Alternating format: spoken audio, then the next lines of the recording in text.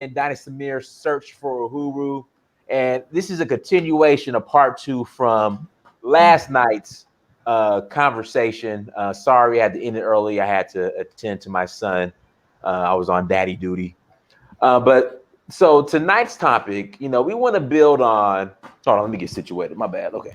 We want to build on why Black people, the Black diaspora, needs to take Nigeria serious, and why the focus needs to be on Nigeria. And obviously, there's when you say Nigeria, because of the propaganda that's put out there, there's just a negative stereotyping connotation when it comes to Nigeria.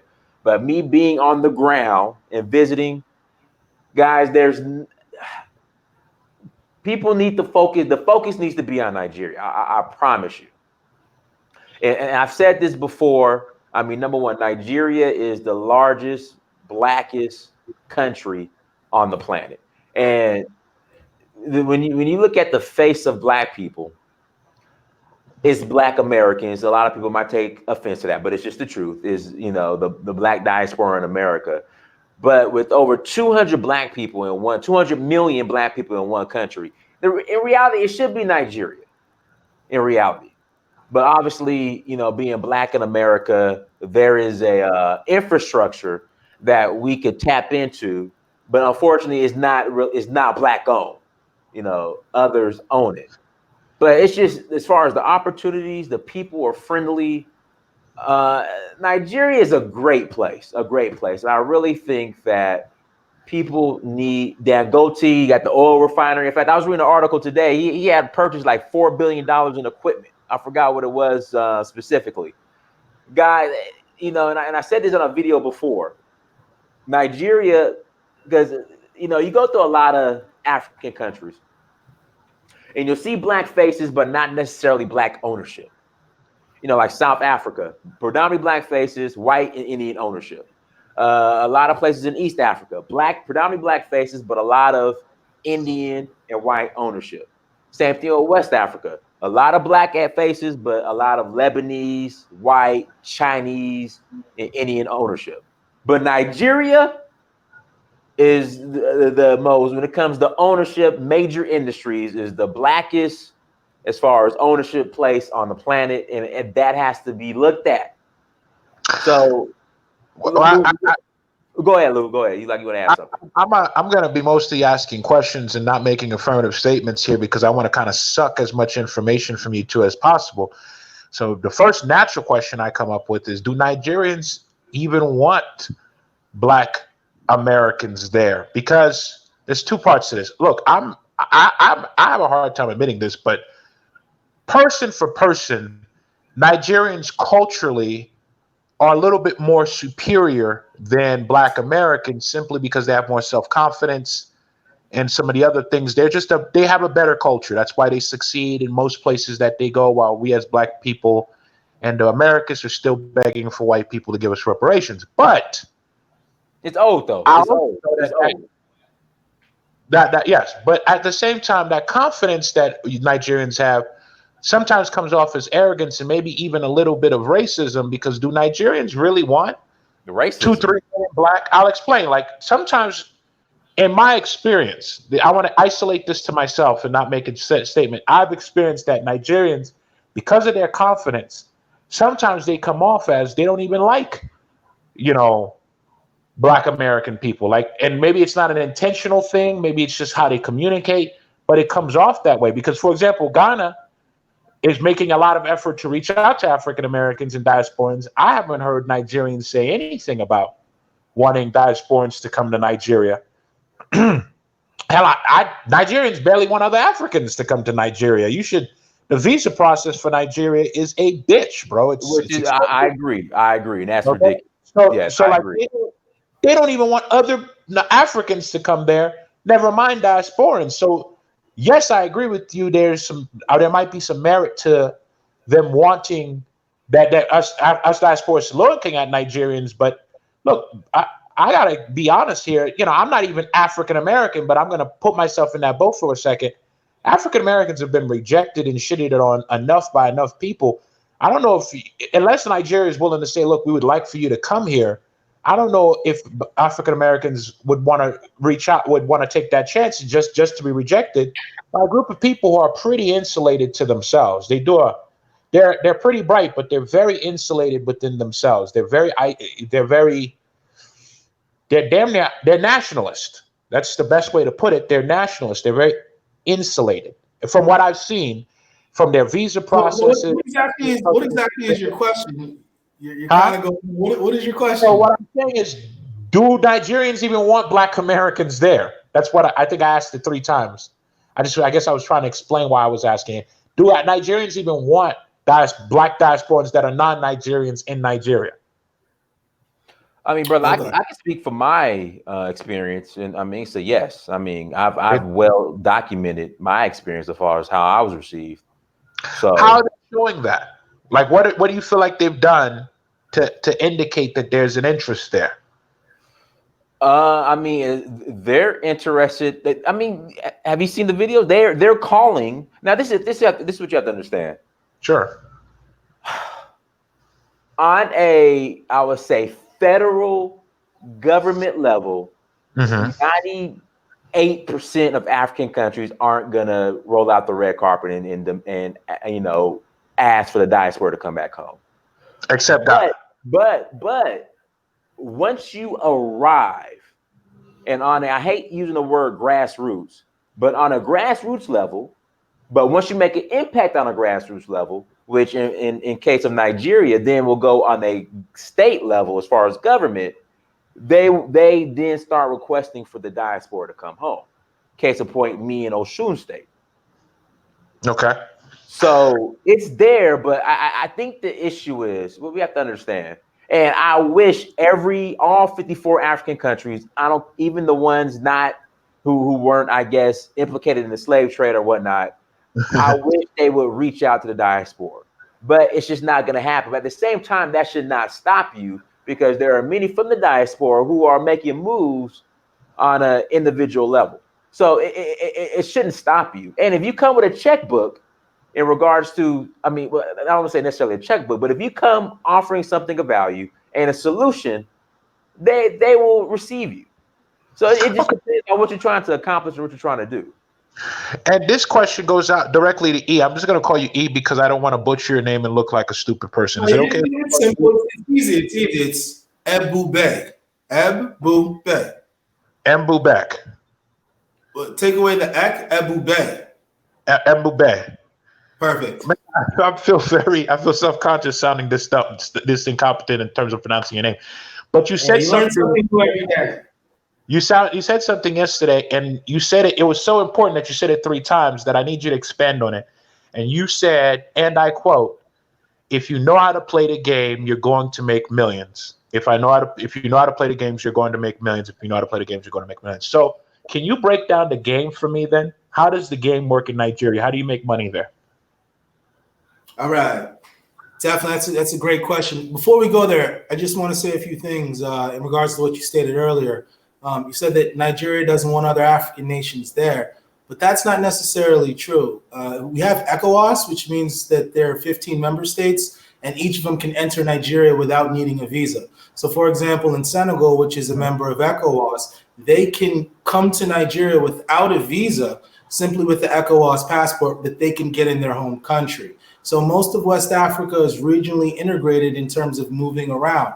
Like me as a Nigerian now, I have an ECOWAS passport. So if I wanted to go to Ghana or Ivory Coast or Senegal, I would simply take the ECOWAS passport that I obtained in Abuja, Nigeria, my home country, and I would go to their country and they would let me in as if I was a citizen of that nation. So Nigeria has done a lot in regards to regional integration, and this is also further seen with the fact that you have the ECHO. The ECHO is pushing regional integration to another level, a monetary level. So Nigeria does, in fact, push for regional integration. And when it comes to visa requirements, they're waived for Nigeria's name coming to Nigeria without a visa. In regards to the other question, African Americans and Nigerians have a fundamental different understanding on life. You see, Africans in Africa are primarily focused on themselves, their community, and that's it. They're not really worried about international geopolitics and reaching out groups and different things like that. However, if you do show up to Nigeria and you have good energy, people will gladly accept you. Nobody will look at you as if you're different. So the thing is, yes, we as Africans may be guilty of not saying, hey, come here, this is a great place, because we just assume people know it, right? Now, on the other end, African Americans are looking like, hey, why is nobody reaching out to us and saying, hey, come back home? Now, that's the disconnect. African Americans need to realize that they can always go to Africa. If you go to any part of Africa and you have enough money to enjoy yourself, the Africans will look at you like you're from there. You can do everything that anybody else in that society does. Now, to answer your specific question about swimming with the sharks, now you have to understand the business environment in Nigeria is very different. It's not like the system here. The system here, it's independent of human interaction.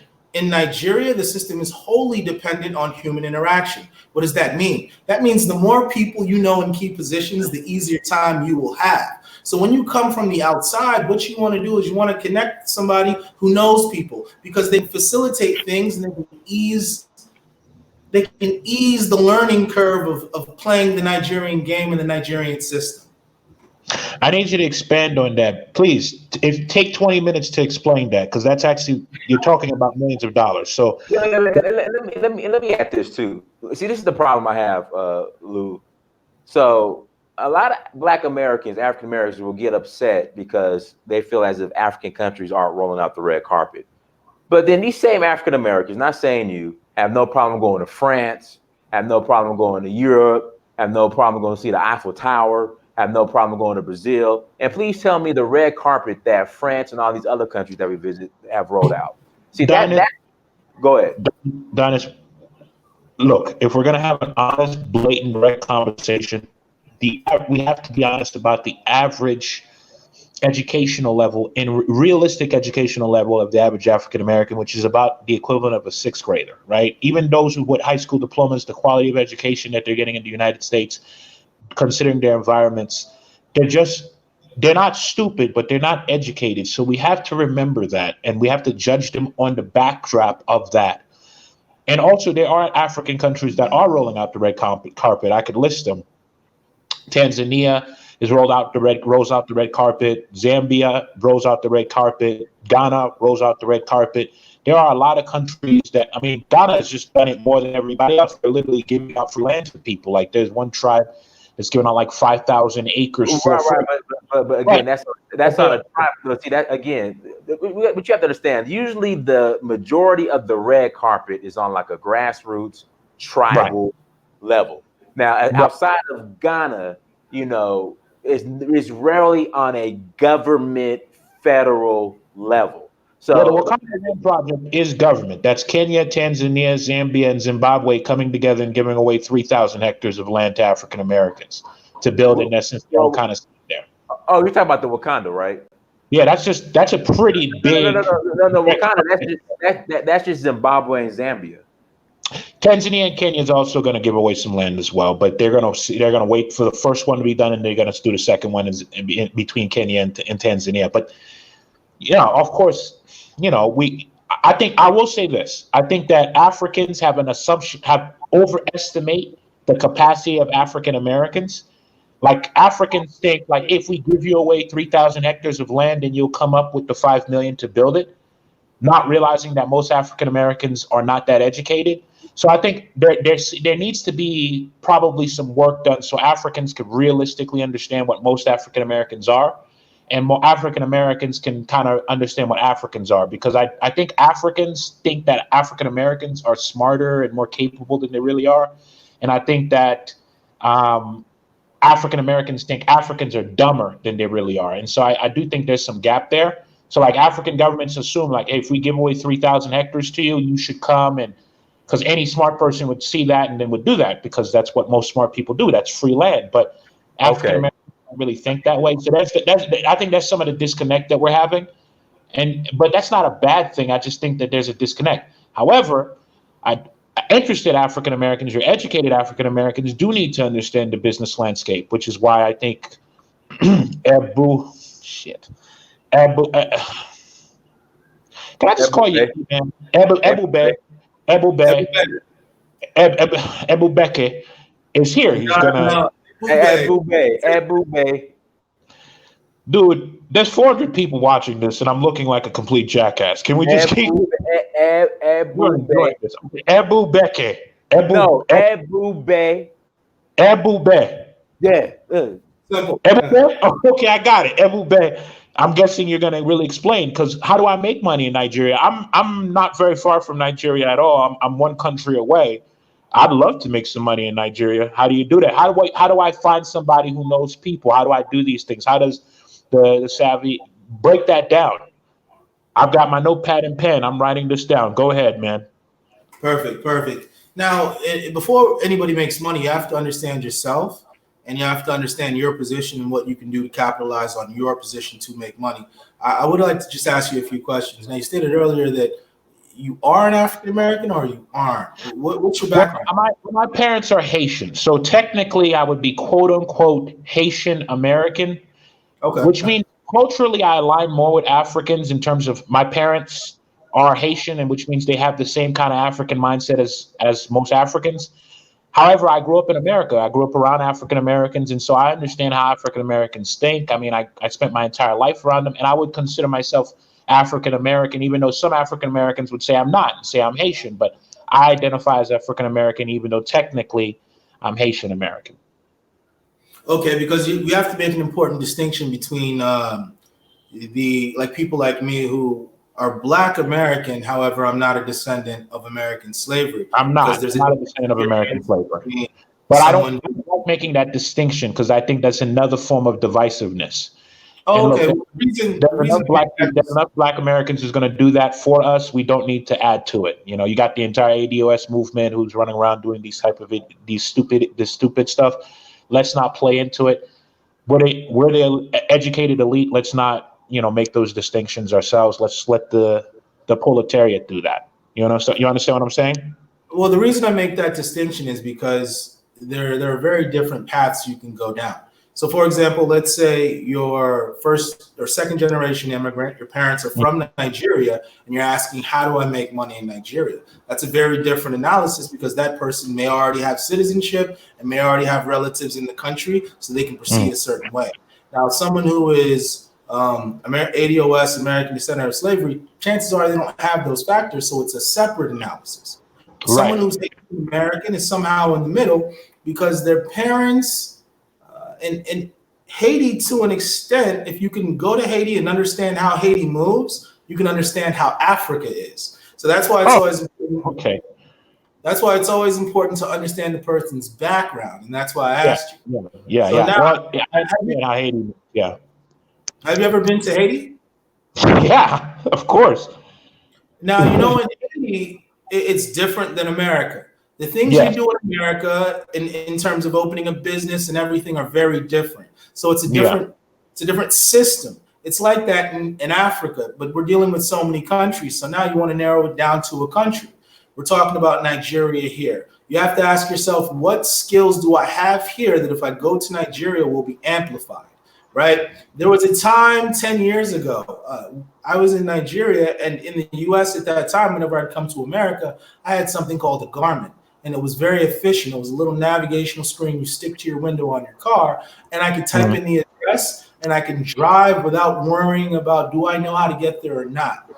When I'd go back to Nigeria, I was living in Abuja, I'd get an address, and I would kind of know it. I kind of wouldn't. I would just drive around on the street in the neighborhood until I found the area or the location.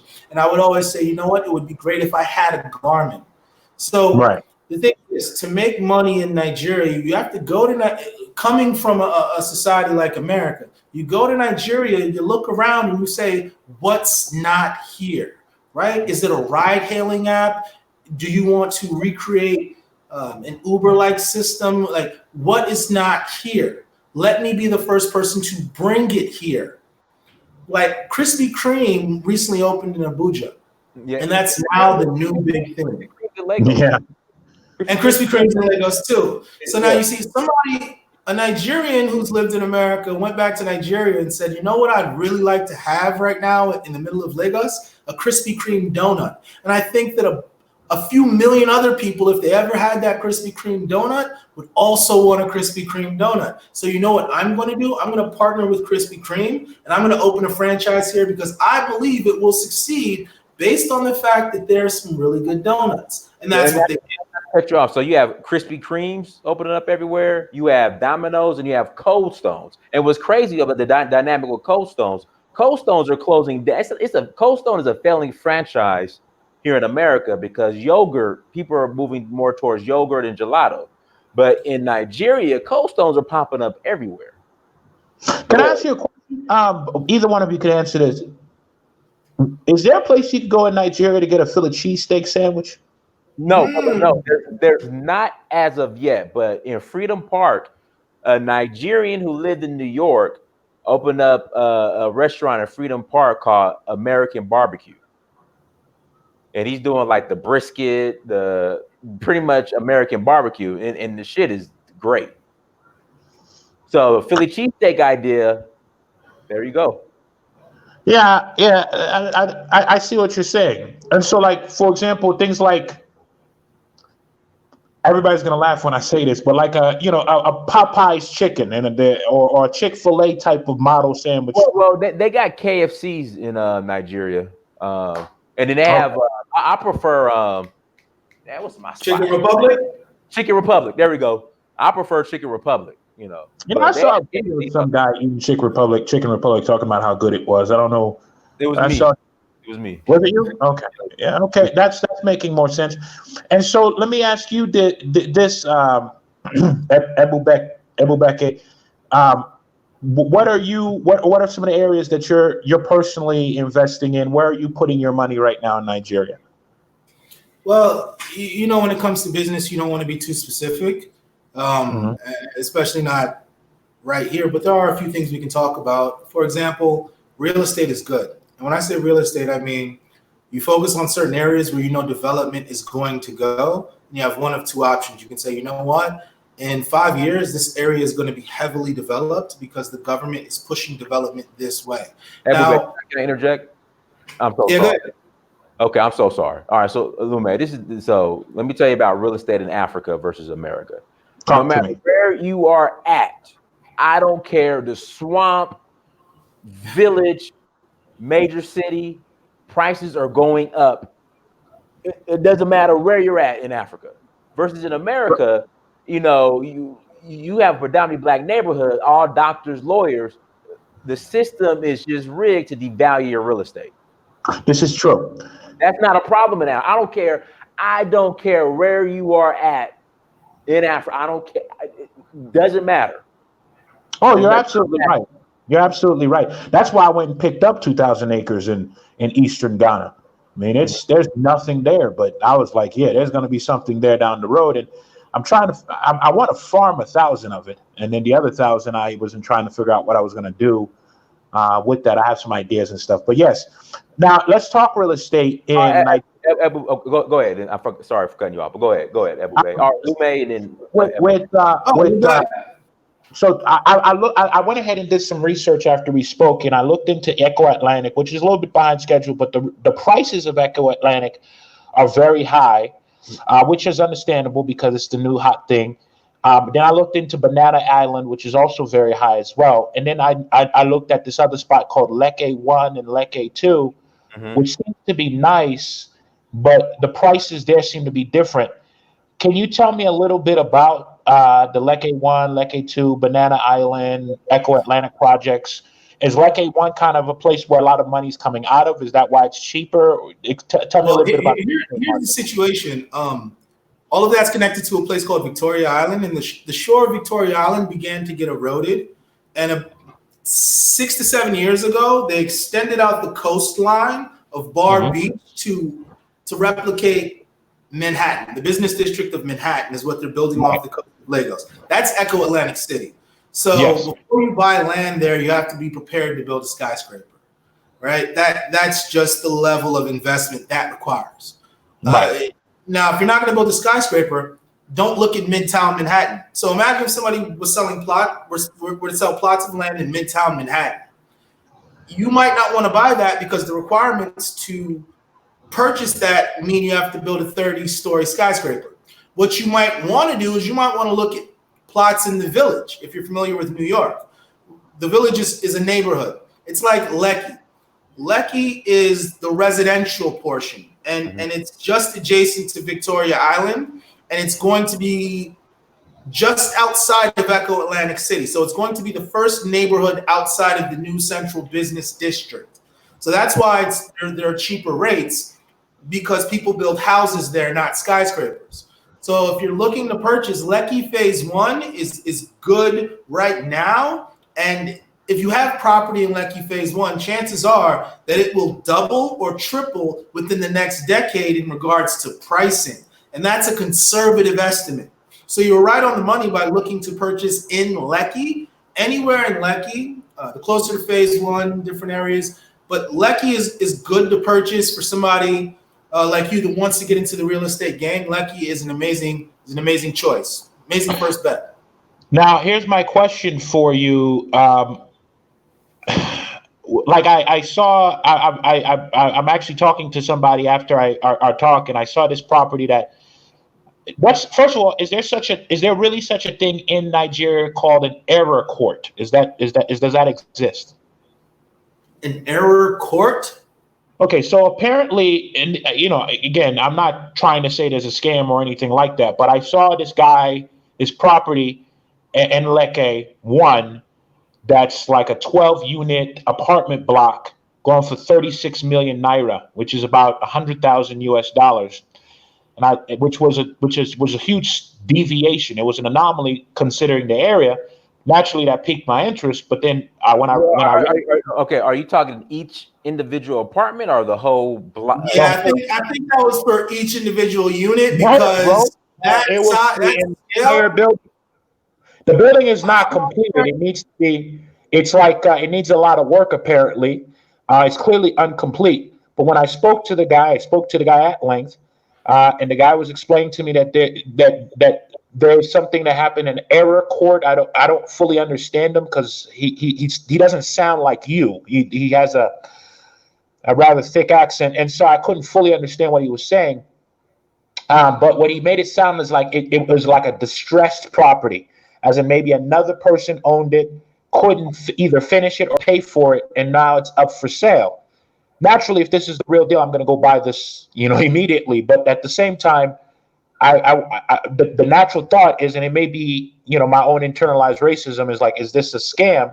So I figured when we got on today, I would ask you, is like, are there scam property sales, what I'm saying, out there? Well, yeah. I mean, obviously, with anything, you need to do your due diligence, And it's me. I'm a person. I can't buy property unsigned, unseen. Like, I need to go and physically lay my eyes. I know people that do it, but I can't do it.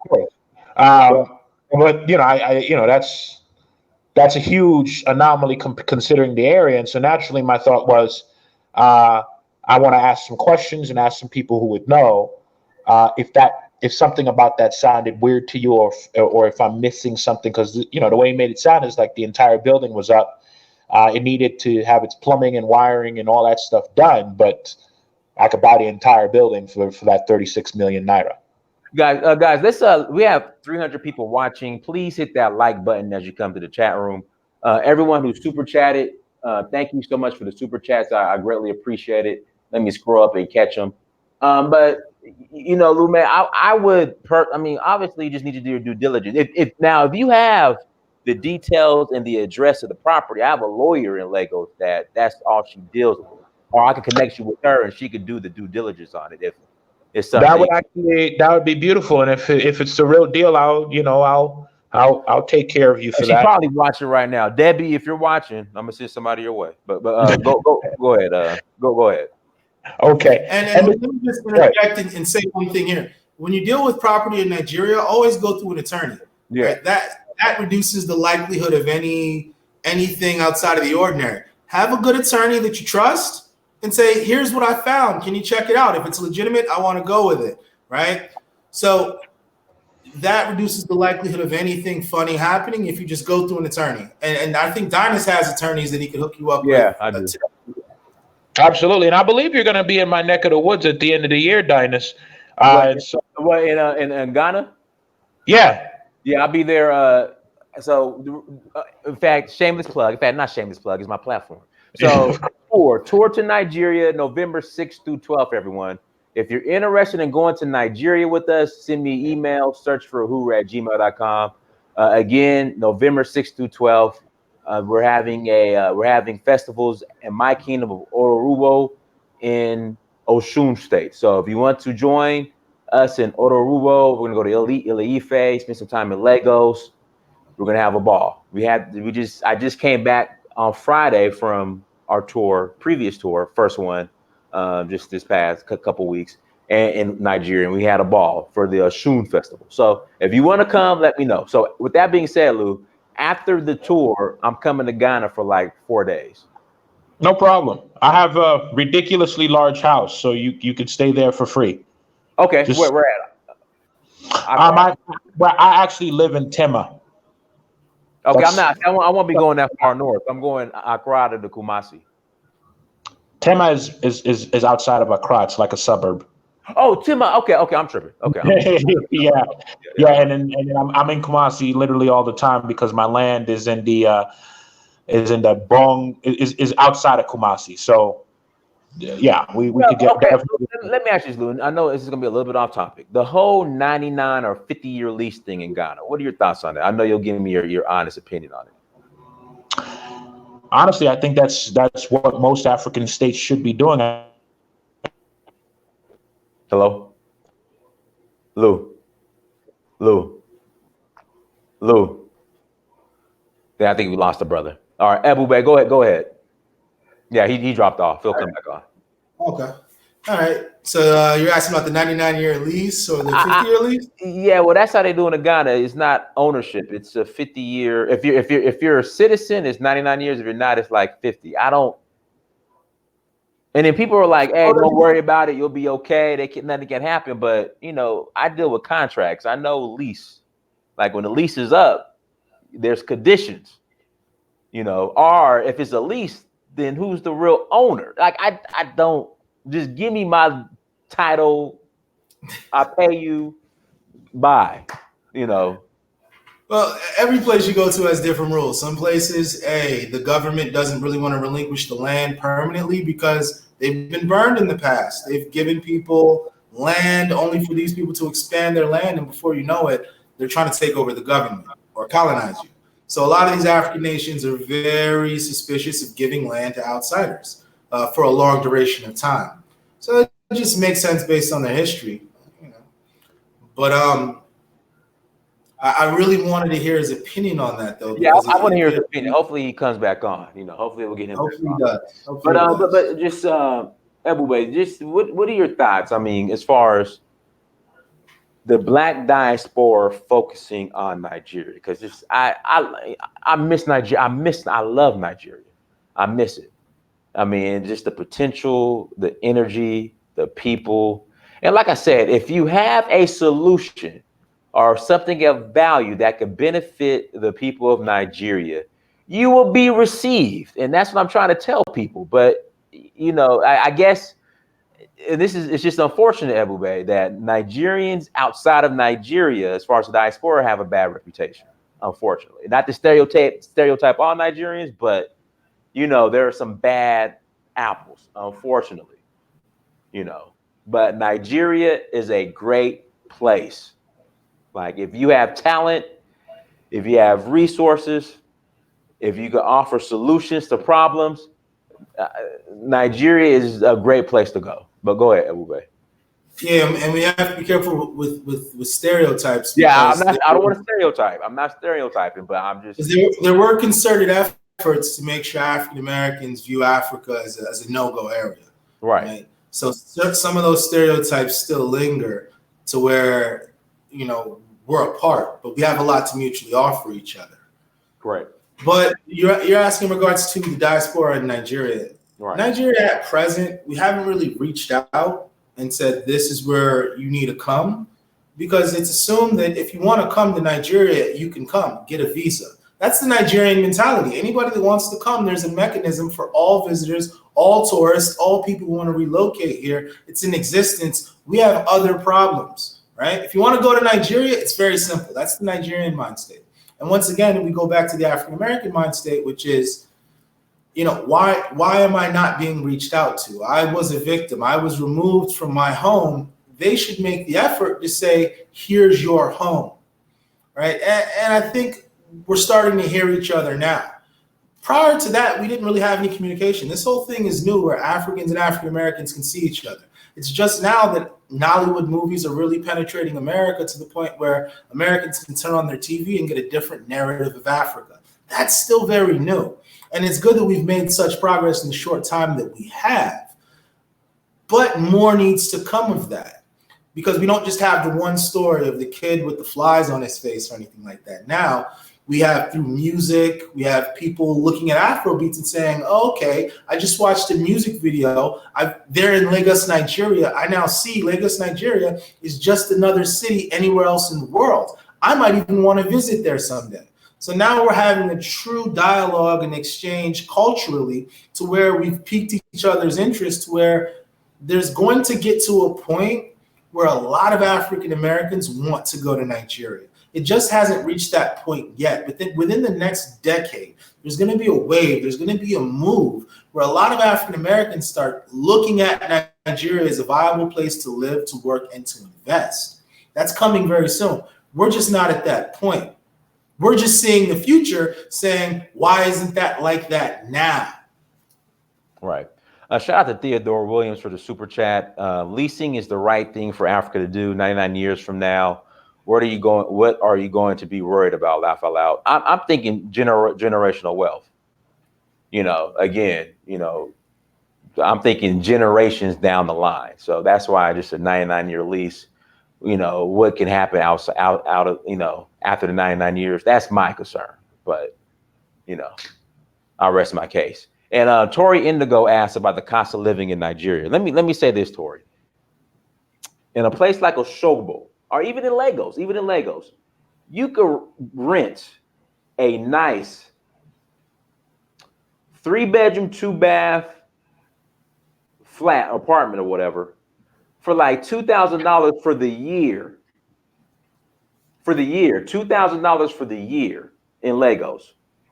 Again, $2,000 for the year, a very nice place. So, I'm just surprised people aren't looking at Nigeria. That's just me personally. But go ahead. Yeah, here we go. Here we go. African kid right here. $2,400 a year for a good apartment, dirt cheap. I'm telling you, like $2,000. You can get a nice apartment for $2,000 for the year in Lagos. And that's why I'm just like, why aren't people considering Nigeria? But a lot of people just don't know. All right, brother Lume, we lost you. Yeah, sorry about that, guys. I apologize. Technology error there. Actually, what it was is I was talking to you on my phone, and my phone battery just ran out, and so I had to go into my office, and now I'm on my computer, so it's a little bit better. But yeah, I think. So the lease. Go ahead. The whole lease. 99-year lease.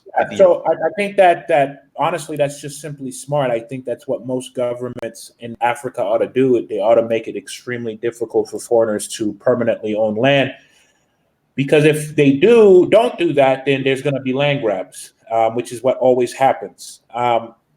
African land, most people don't realize this, including Africans, but African land is literally the best land on the planet. It is the most fertile. You can grow just about anything on it. It is if properly used, it has the highest yield per acre.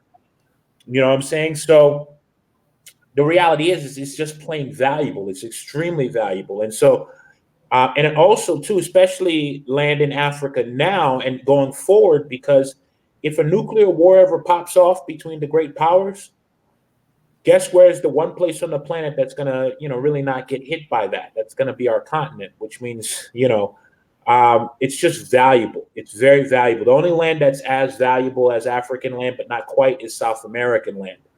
And so, yeah, every single time that there's historically been any opportunity for foreigners to grab up land, they do. In a place like Ghana, that is so rich in gold. I mean, just about everywhere underneath the dirt in Ghana, there is some gold. If Ghana were to allow foreigners to just buy land, that's exactly what they would do. So I think Africans ought to do that. Now, what I think Africans might want to do is maybe create some kind of a scenario to allow Black diasporans to be able to purchase land a little bit easier. But I think they should absolutely do everything they can to never allow foreigners, especially European foreigners, to buy land, because that's exactly what they're going to do. There've been, I don't know, at least there's been numerous land grabs in Africa. Look at what happened to Kenya. Most of Kenyan land is not owned by Kenyans because they allow foreigners to buy land. Really? Yeah.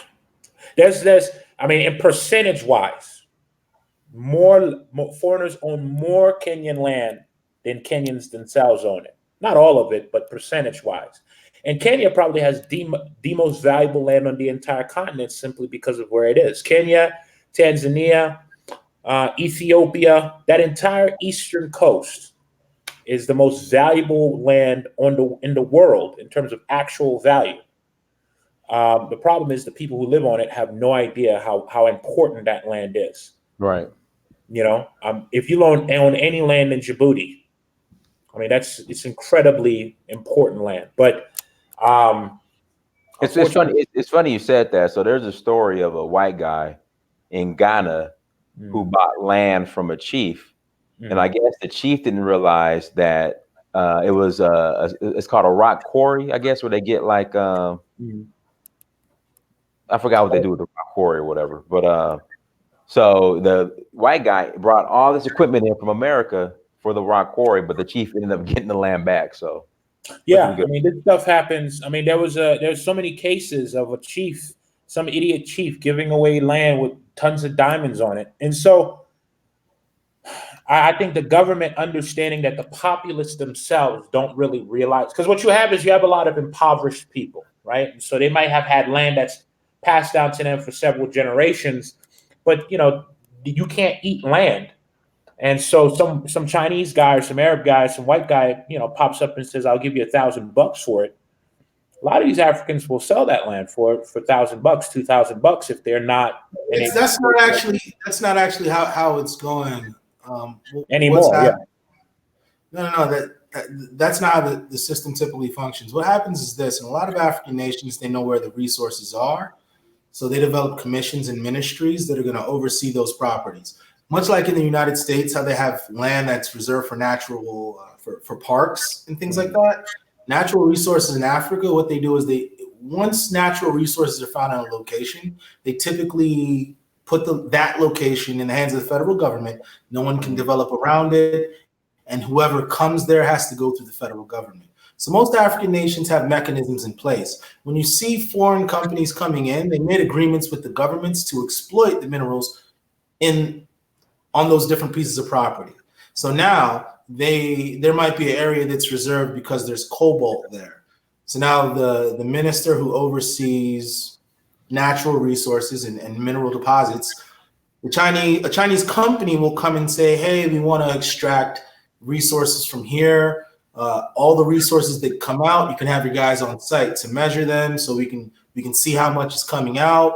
We'll pay a percentage based on how much we take out. We'll also pay a fee based on how much we take out." And then they'll sign a contract, and then you'll see a Chinese company on that piece of land harvesting resources. Now, within that process, and that's common. I'm agreeing. Yeah, so it's not as if they're just seeing somebody who's heavily impoverished with all this land, with all these resources on it. That's not really the true narrative. The true narrative is that they're going through the government. The government is giving them exclusive licenses to drill oil or mine for diamonds, and then the government monitors the amount of diamonds coming out, charges them a fee per diamond or per barrel of oil, and that's how they end up using the land to acquire resources. So it's not as if they're just seeing one impoverished person with 1,000 acres and they're like, "Here's $100. I want all your land," and that happens. No, the government knows where the resources are, whether it's in the Niger Delta or in any other place, and they have commissions already set up to regulate those areas and who can come in and harvest for what. No, what you're saying is absolutely correct. What I'm also saying too is, for example, a country like Ghana. I'm going to speak in an area where I know pretty well. Ghana is their blessing is their curse in the sense that there is literally gold everywhere in this particular country, everywhere, especially on the eastern part of Ghana. It's just everywhere. Anything along the Volta River it's there's a lot. And so the government doesn't even have the ability to oversee that, not because they're incompetent, but because Ghana is very well governed. But the chiefs, they oversee those areas. So you have like a traditional chieftain who oversees that area and has ownership of that land. Well, that, for whatever reason, not all the chiefs are the same, but some of these chiefs, like, for example, man, like, I mean, I think I've said this story before, like, I was able to buy land at a cost of $94 an acre. You know, in one case, in some of the land, I literally traded a vehicle for it. You know, the fact that I'm not going to not take a deal like that, and I wouldn't blame anybody who wouldn't take a deal like that. But you have to understand that these types of deals happen, and that underneath that land, that's why there's a lot of illegal gold mining happening in Ghana, for example, right now, where Chinese people will buy land from some chieftain for, you know, $100 an acre, and then they'll destroy the land and they'll mine it, and they'll pay the employees there, you know, $5-10 a day to work there because there's so many unemployed people, and they exploit the land and steal the gold. And that's an educational issue.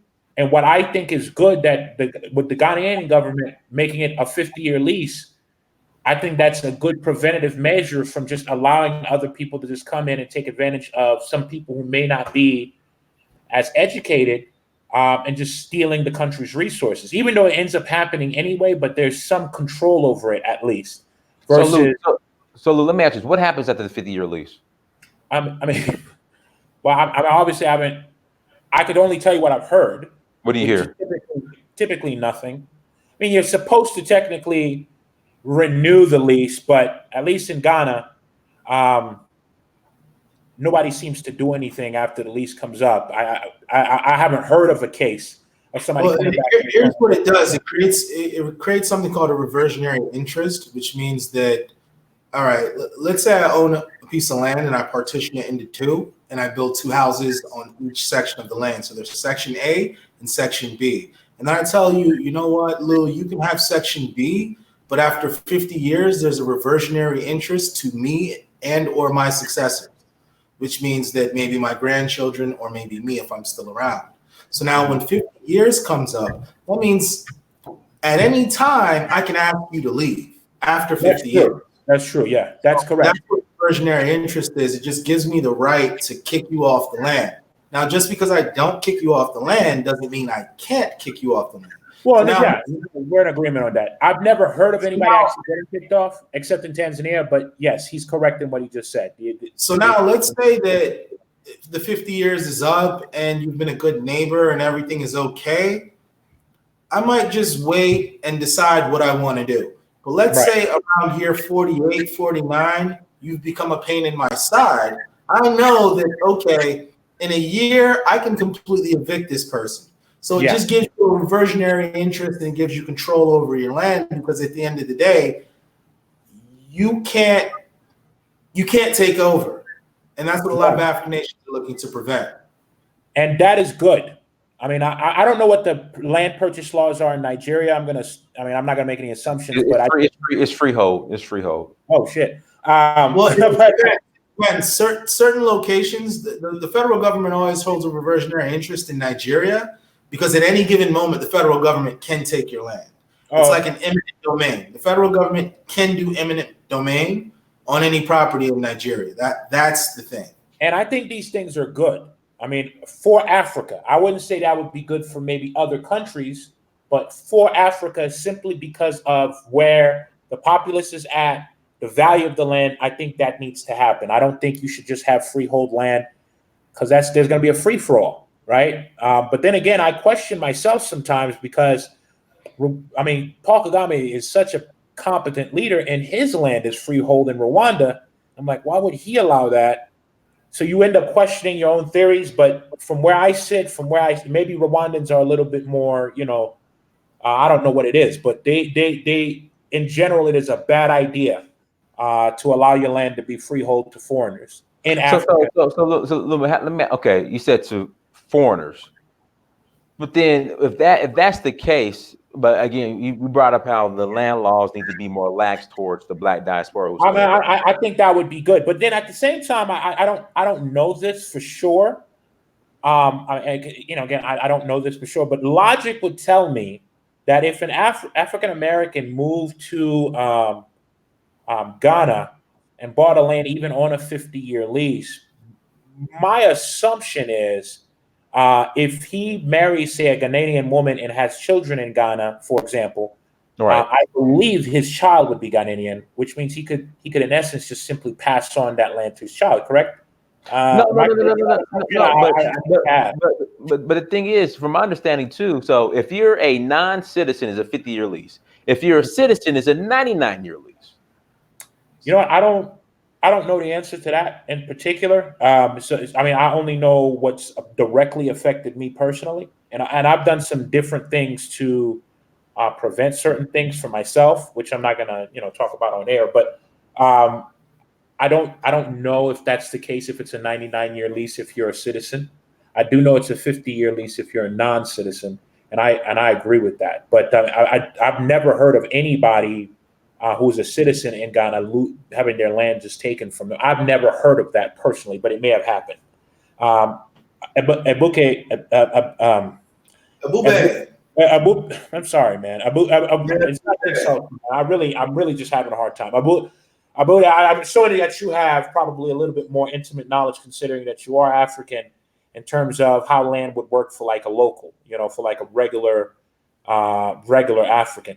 Which speaking of which, if I moved to Nigeria and I were to take a Nigerian woman as one of my wives, how would that affect with my citizenship? Would I get Nigerian citizenship? You'll get Nigerian citizenship. If I just is that correct? Is automatically Yeah, I would get married to Nigerian. Same thing with Ghana. If you get married to a Ghanaian, you get citizenship. Wow. Well, then then what I would imagine then is most African Americans are probably, or diasporans, if they move to an African country, will probably get married. Yeah. A relatively short period of time. We'd be a hot commodity, I'd imagine. So, yeah. And polygamy is legal in most countries, so I don't think it really matters in that sense. I mean, if you bought land for 50 years and you married you're going to marry somebody within 50 years.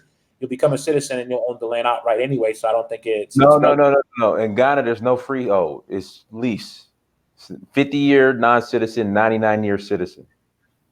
Shit, I didn't know that. So I'm gonna.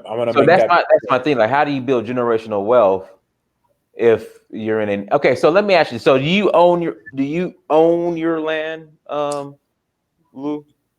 I mean, from what I have a yellow card and that says I own it. Of course, it's okay. So is it a 50-year lease or what? Like 90? My situation is different because of some of the things that I did, which are not 100% legal. Okay, but so are you sure you want to talk about those things before we continue? Are you sure you want to talk? I'm not going to share those things, but I'm in a different situation.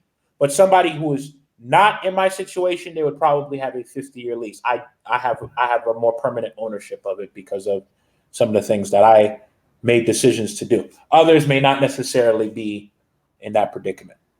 Do you say you own acres of land? Where's your acres of land at? It's in the eastern part of the country. Okay. It's in the east where there's nothing there. It's the least developed part of the entire state of Ghana. Okay. I think you know exactly where it is. If I'm saying it to you correctly, I think you should probably be able to read between the lines here. How far from Kumasi? 6 hours. Okay. You got it? I got it. Good. But let's focus on Nigeria, not Ghana, because I'm interested. I'm pretty sure everybody's here for Nigeria. Can you tell me a little bit more about sir, about other areas of interest? For example, is the restaurant industry in Nigeria doing extremely well, or is that kind of a hot spot to put money? Because I'm hearing a lot of people are putting money in restaurants and food. Tell me a little bit about what you know about that industry. All right. Now, when it comes to the food industry, like I said, you want to find less competition is better.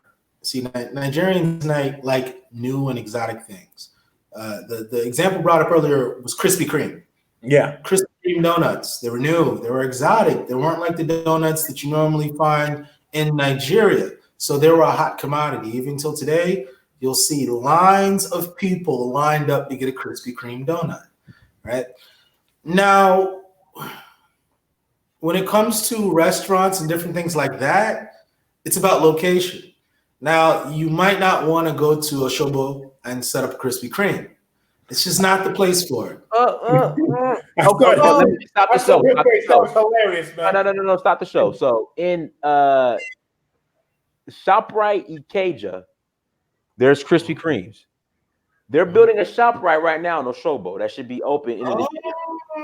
So it might just happen. So I've spoke too soon. So you see, real estate in Nigeria moves so quickly. I didn't even know that there was a ShopRite in Oshobo. I wouldn't expect it's opening end of this year, but it's the frame. So it's opening in 4 months. So you see how quick real estate moves. I would have never put a ShopRite there, but clearly there's enough demand to where you're going to get a ShopRite. And with ShopRite, when ShopRite comes, it's like an anchor store. How Macy's used to be in the 80s. Wherever you'd see a Macy's, you'd essentially, a mall would develop around the Macy's. ShopRite is the same way in Nigeria today. Wherever you see a ShopRite, a mall develops around the ShopRite, which means that there's enough middle-class consumers who will shop at a mall as opposed to the traditional markets. Now, the majority of Nigerians shop at traditional markets. The middle and upper middle class will go to a mall and shop. The prices are generally higher, but the environment and the experience is much more pleasant. So if you've made a little bit of money, you might go to the mall instead of going to the market. Now, Dynas, what he just said is that Oshobo at this point has gotten enough middle-class people to the point where a mall is warranted. Can I interject, Ebube? I don't think you have to have a middle class to open up a mall. Because the malls here in Atlanta, like where I live, Foot Locker, Foot Action, Champ Sports. You know, if you see who's buying these Jordans and tennis shoes, these aren't middle class people.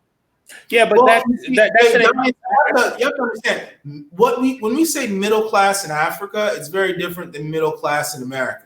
What you consider lower class in America might be somebody who's just getting by with $30,000 a year. That might be lower class in America.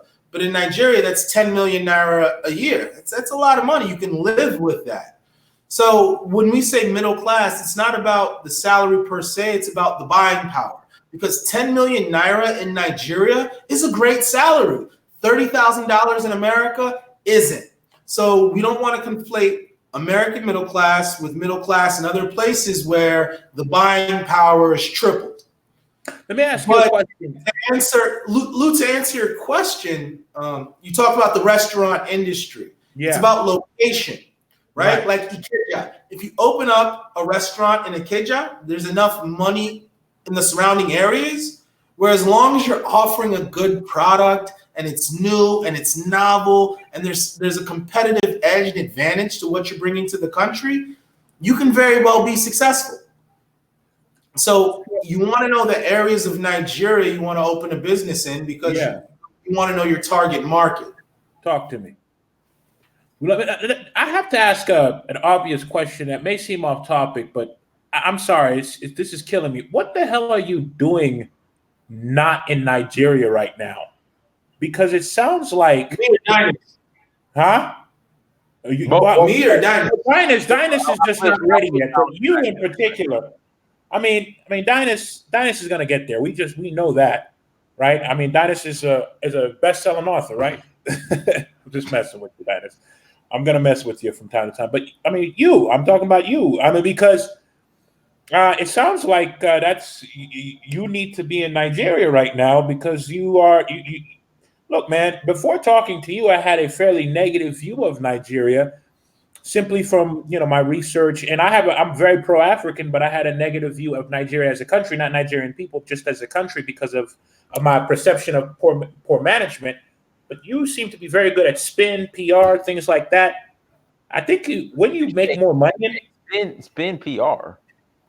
Yeah, I'm not sure whether to take that as a compliment or an insult. PR. No, it is a compliment because here's the deal. Spin PR. That's not a compliment. Spin is important. Salesmanship is important. To be able to sell your product, which his product being his country, is important. That's how he gets investor dollars into his country.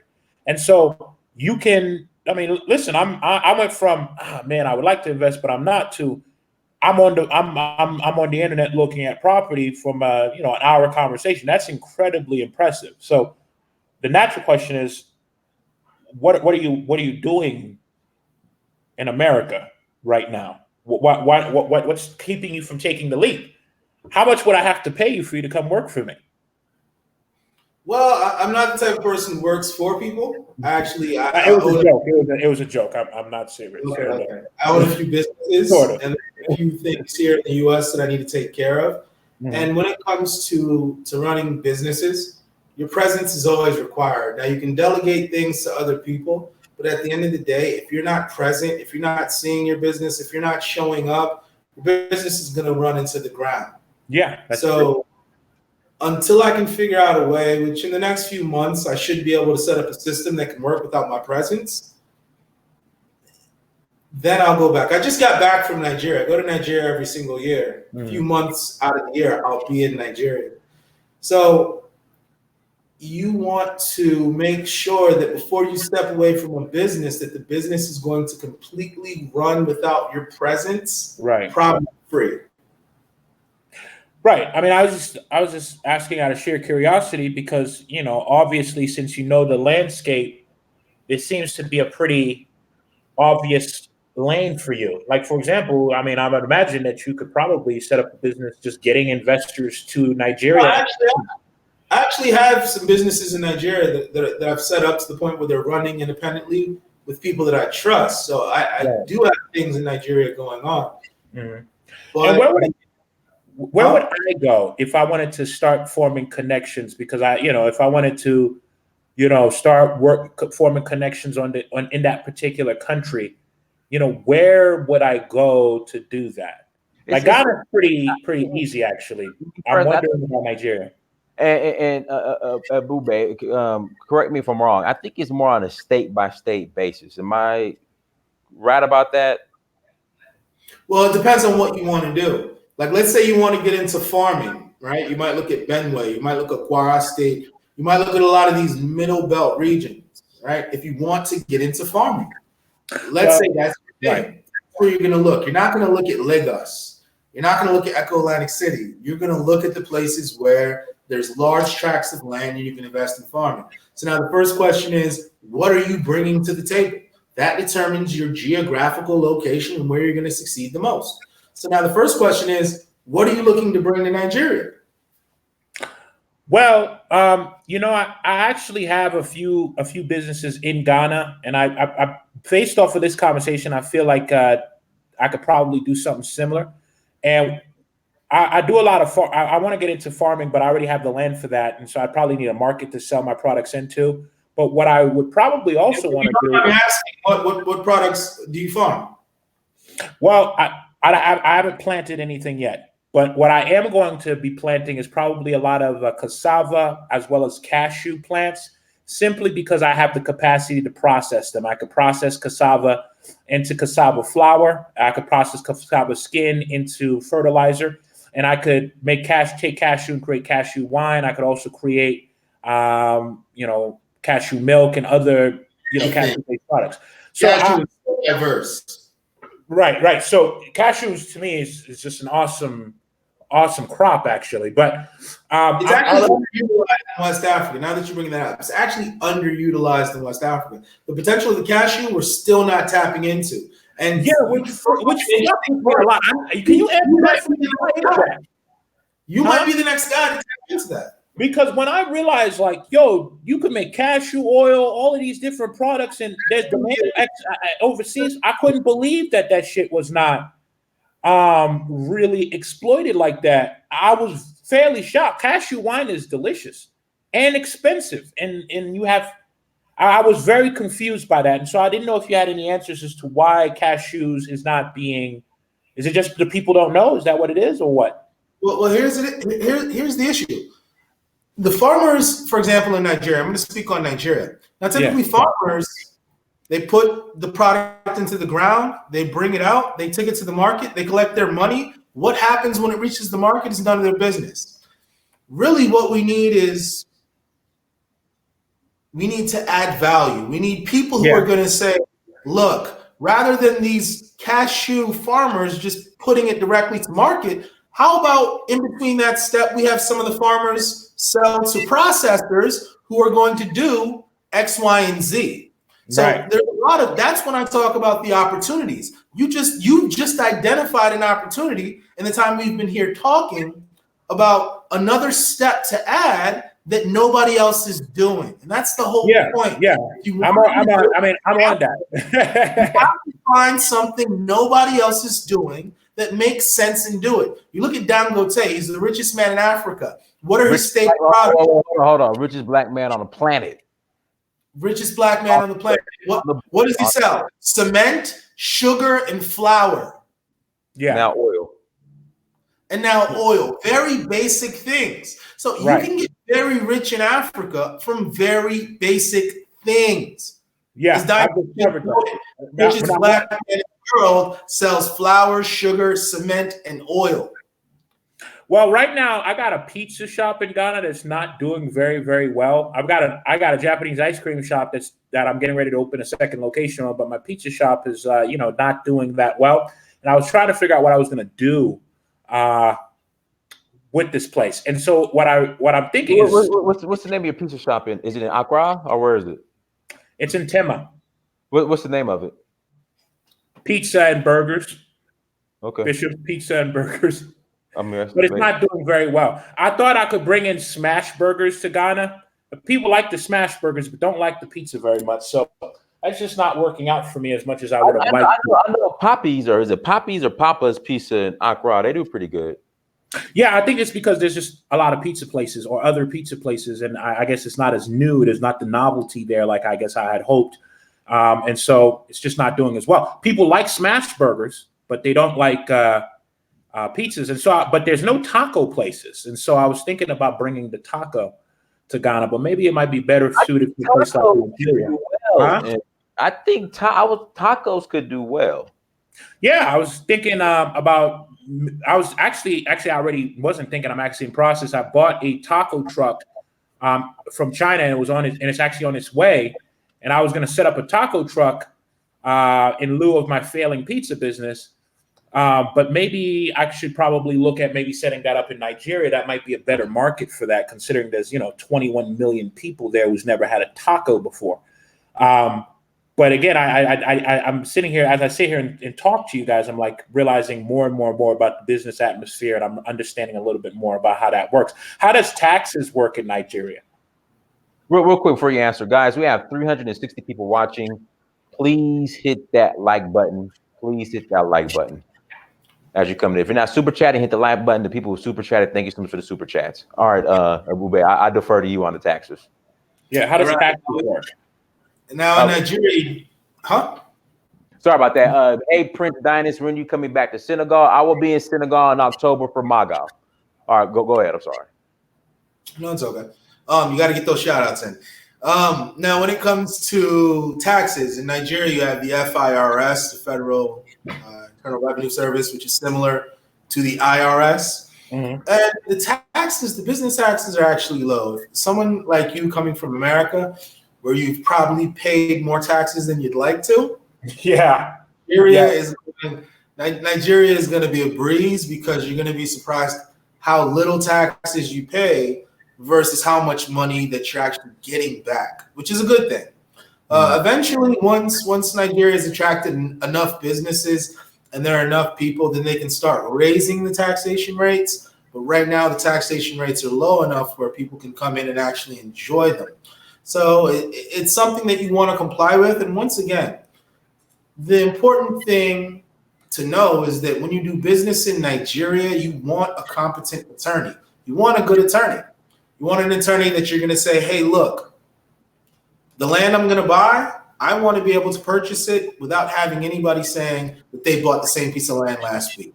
I want to be able to buy my land without any challenges, right? And then I want to also be within tax compliance. That's another thing an attorney can help you with. And I actually know a few few tax attorneys, if that's what you're looking for. But when it comes to taxes, taxes are very low compared to what you've normally paid outside, especially if you've ever ran a business in the United States or the United Kingdom. Yes, so taxes in the United States are entirely too high. Now, I have another question for you. For example, I'll use Ghana as example, and you could give me, how that might contrast with Nigeria. So, for example, when Ghana, what I like about Ghana a lot is that you will usually recoup a lot of because first of all, your startup cost is very low, but you'll recoup your initial investment usually within 6 months. Like my ice cream spot recouped its investment in like 4 months. Okay. A pizza place, not so much, but ice cream place very quickly. Is Nigeria kind of similar in the sense that it doesn't take long for something to catch fire, if it's or is it kind of a place where people kind of check it out, and it takes a long time to kind of pick up steam? Like the former rather than the latter. And like you said, in Ghana, you had one business that took off and one business that didn't, right? Now, I'm sure there are factors that could have made the business that didn't take off actually take off. Nigeria is the same way. If you put something in the wrong location, you put a very posh restaurant, nightclub, lounge in an area where you're just not going to have that consumer base, you've made a mistake. You put it in the correct area, you may recoup in a week. So it's about knowing the market and targeting your market and giving them what they want. Now, see, here's the thing in Nigeria. You go to Nigeria, and Dynas, you know about this. You'll be in Nigeria for 3 weeks, and then you're going to have moments where you say, you know what? I really wish X, Y, and Z was here. I really wish. You know what's needed in just about every country in West Africa?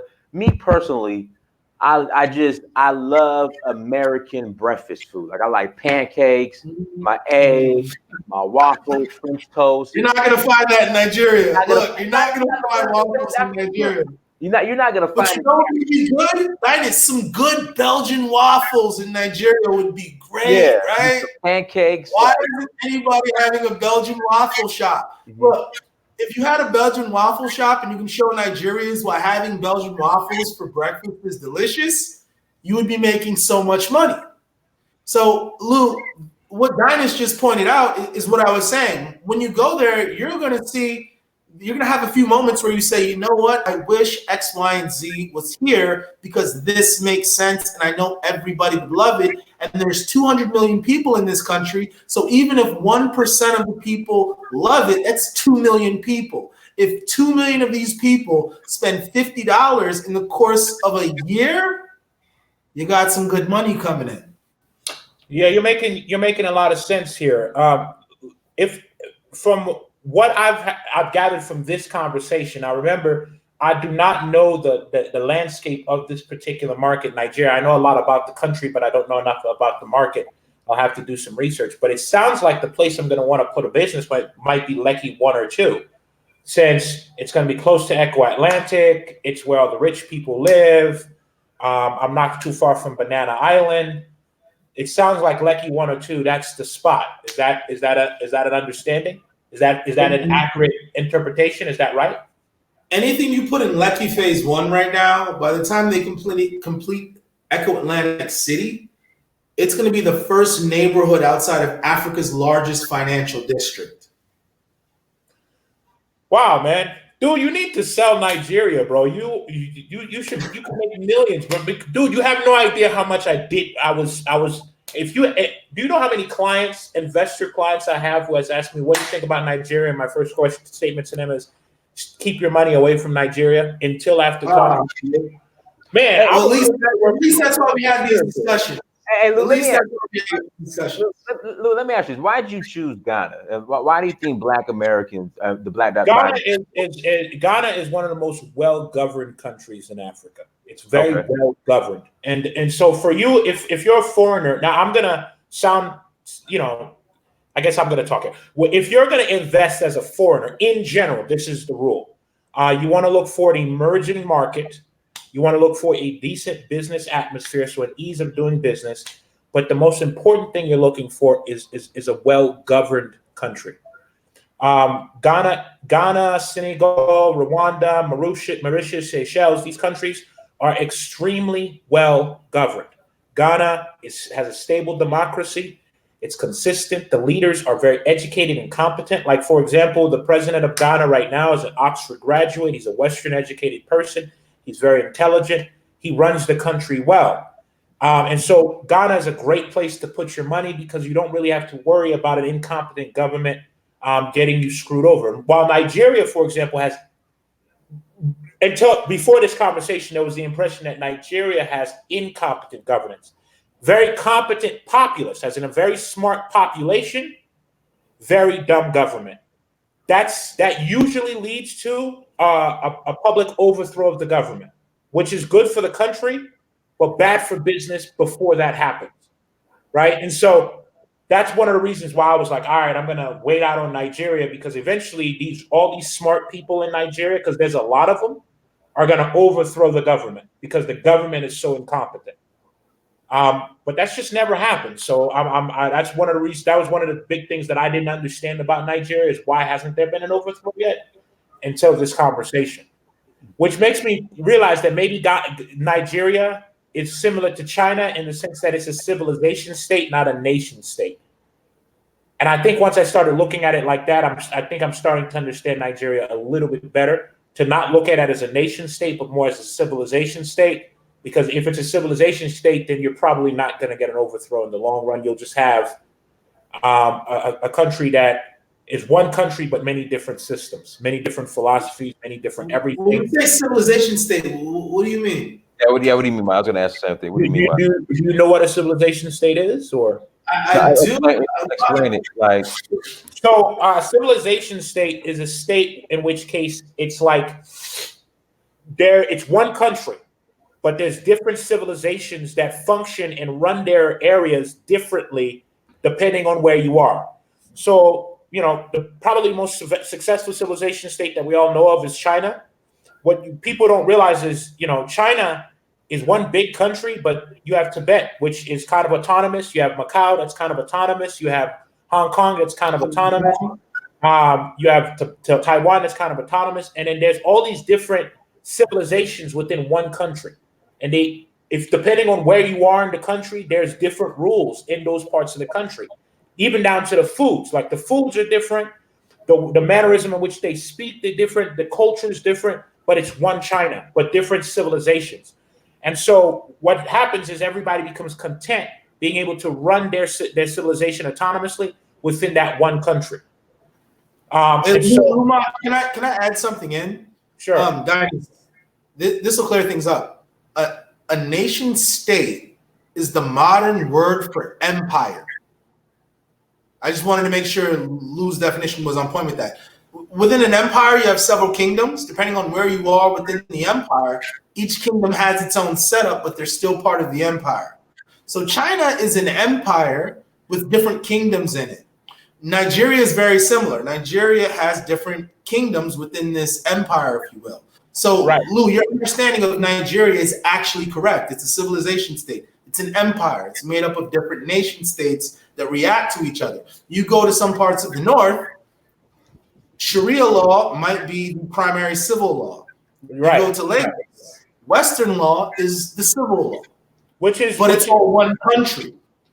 So now that you've explained it to me and it clicked, I kind of understand how to work within Nigeria a little bit. So if I were to start up something in Lagos and I wanted to expand it to the rest of the country, I have to understand that I'd be literally expanding it to another civilization, which means there's a whole new set of rules there. And so, And so that helps me understand the country a little bit more. I do wish then that maybe they set up their government similar to China, because China is the only successful civilization state in history, and I think they're kind of centralized, communist party government system that the way they have it, where it's very a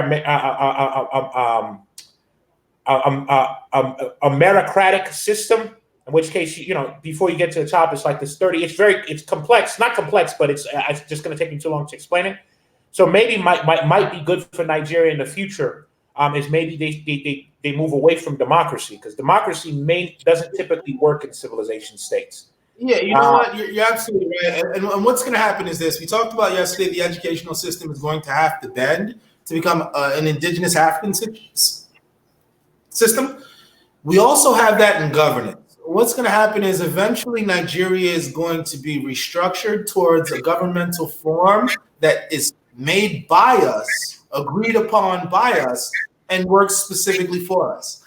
See, right now, the Nigerian system is good, but we could on our own come up with another system that's going to address all of our issues. So within the next 2 decades, Nigeria is going to be restructured. Now, it may be restructured similar to how the UK is structured, where within the United Kingdom, you have 4 separate countries, but when they deal with the world, they're one United Kingdom. But when they play FIFA, you have Scotland has its own team, England has its own team, and theoretically, Wales and England could end up the 2 teams in the World Cup playing against each other. But it's really the UK versus the UK. But when it comes to international issues, they're all putting on the army jacket of the United Kingdom. So they deal with the world as one nation, but within their civilization, they have different kingdoms that function independent but united. See, Nigeria, because of the setup of the nation states, a setup like that might work. So Nigeria may go the UK level, where we go back to regionalism, which is what we originally had, and each region governs themselves, but we act as one united front when dealing with international nations. That's the UK approach. There's also the Swiss approach. Switzerland's made up of different ethnic groups. If this was Africa, we call them different tribes, right? And so each ethnic group in Switzerland gets a vice president, and they zone the presidency around. So every region has a vice president, and the presidency comes to every region. So every region's needs are addressed. That's a good system too. That's the Swiss model. So Nigeria eventually is going to take on a new model of government, because that's the general consensus of the people right now, is that we need a new form of government that's uniquely African and addresses the African needs and wants.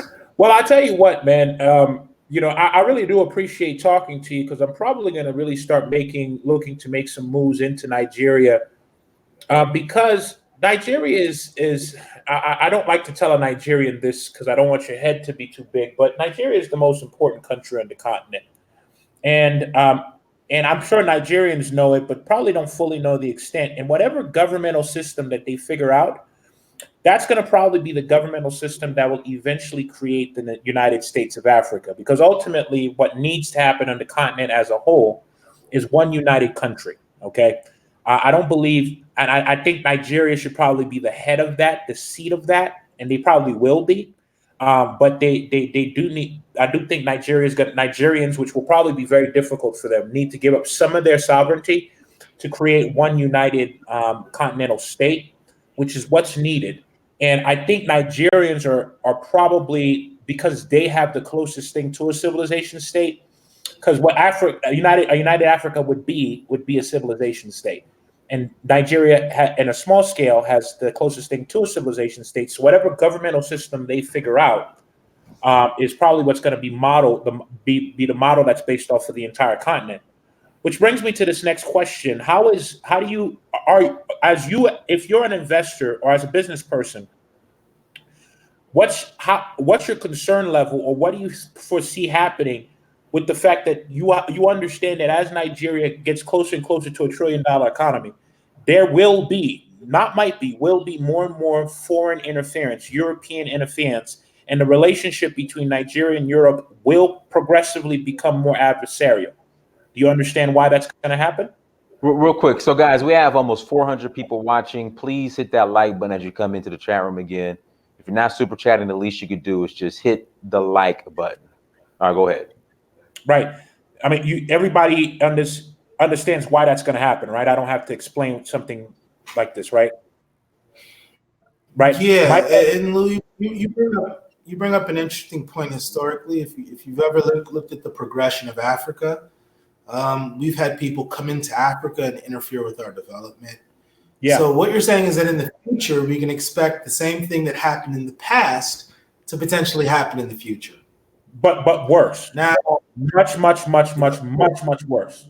Maybe I can because the stakes are higher. Yeah. Like maybe like an invasion. Like an actual invasion could actually happen.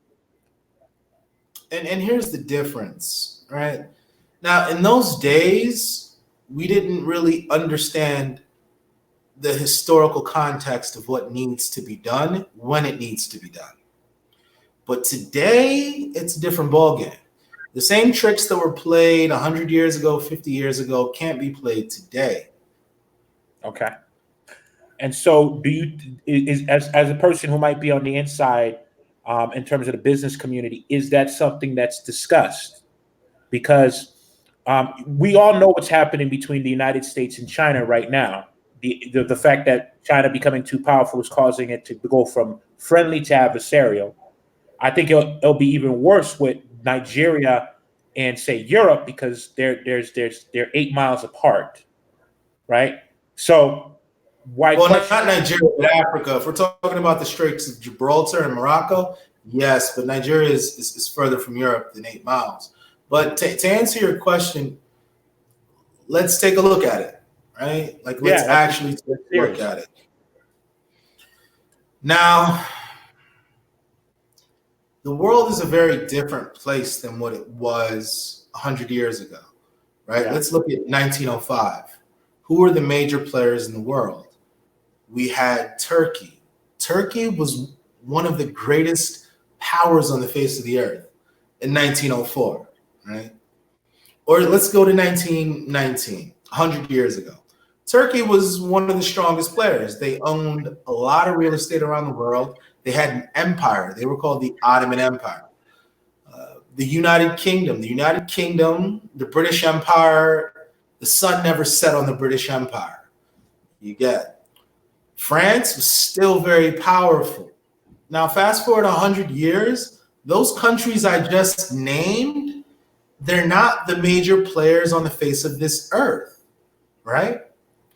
Turkey is a NATO member, but they're not where they were when the Ottoman Empire was there. France isn't a world power as it was then.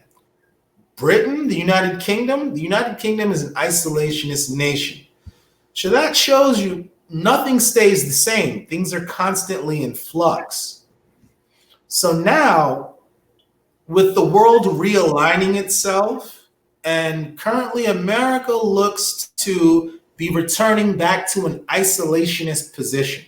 You have to remember, America is in the best defensive position possible. There's 2 oceans on either side, and both of their neighbors are friendly. America doesn't have to involve itself with the international community unless it wholly chooses to. And right now, America is not choosing to engage with the international community, which means there's a vacuum. So as America contracts, other nations expand. You see that with China. China's pushing out into the South Chinese Sea in the last 10 years in a way that was unimaginable 40 years ago. You see Russia now reasserting itself. There was a time when the Soviet Union was slightly more powerful than the United States, but the successor state, which is Russia, didn't keep up the same empire in regards to reach, grasp, and military strength. So now we see a world realignment. We see the reemergence of Turkey. Turkey's pushing into Eastern Europe now. Eventually, they want to recreate the Ottoman Empire or something similar. So now the world is resetting itself. Now, typically, West Africa has always had a very powerful, influential empire. For example, we look at Mali. Ancient Mali, during the time of Mansa Musa, was almost the size of the United States. It covered great swaths, great areas of West Africa. And it was a very influential, powerful kingdom. That's coming back. The world as we know it is resetting itself. And West Africa is on a good trajectory because traditionally, when West Africa comes together, West Africa wins. West Africa creates an empire. So right now, Nigeria is slightly in the lead, pushing for the ECOWAS unity. But once ECOWAS comes together, we're going to look at a very different international scene, where the old powers who had power might not be the ones in charge. You might have to understand how to play the game with them, but Africans in general are ready for the realignment. Well, I mean, the reason that I bring this up is because one thing I know 100%. Yeah, and I'm going to say 100% because I'm right. When West Africa successfully unifies, okay, and Nigeria being the head, what's going to almost immediately happen is two things. First of all, everything between Accra and Lagos is going to become one large ongoing city, which I guess should be cool to do. That's just cool extra information. Well, you know the road from Lagos, like that same road, like so it's Badagry Highway, I believe. Once you get to Semi border, which is Benin Republic, and that same road will take you all the way through damn near, I want to say almost Liberia. Yeah, I know. The process is already happening now. This is why I respect Ghana's government, because Ghana, I mean, Nigeria has played a huge role, but Ghana, because of their, I'm for the lack of better words, superior kind of bureaucrats, they've managed to kind of do a lot of this stuff without anybody realizing what's happening. But if you're actually in West Africa and you understand geopolitics, you know exactly what's happening, which is a unification of West Africa. Well, once that happens, there's probably an 80 to 90% chance of war, because what that represents is a huge threat to all of the existing powers.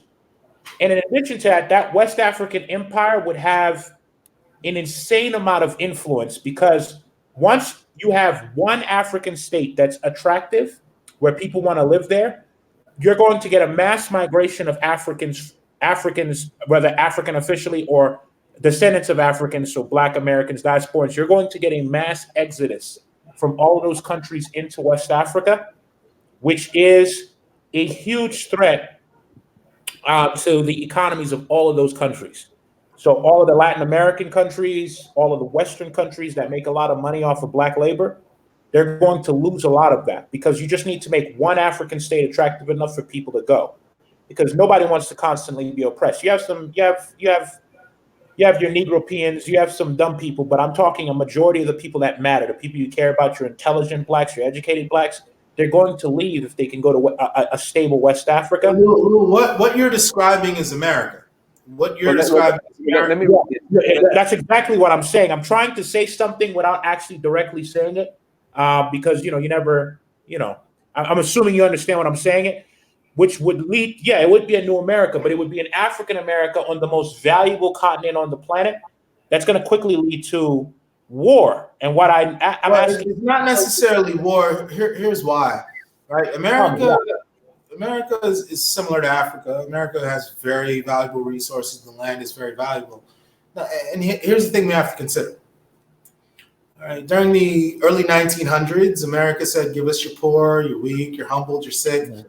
America was ready to take the lowest of the lows from Europe and said, you know what, we can reform them and make them into constructive members of this society that we're building, right? Because America put themselves in a position where they can absorb such an impact.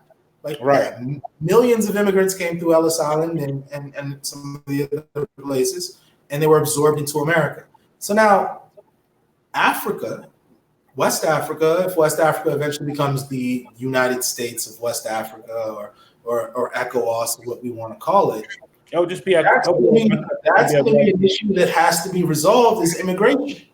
Because if you make a place attractive, millions of people are going to come to your place. There are millions of people heading to Europe now. If there was an attractive state in Africa, they'd be heading there. So that lets you know the realities of the situation on ground, which means you have to be ready to absorb a certain number of immigrants and a certain number of people who are looking to come to your area for economic success. Otherwise, you're going to be overburdened by people coming into your country looking for jobs, and the jobs might not be there. But my brother, it's about more than immigration.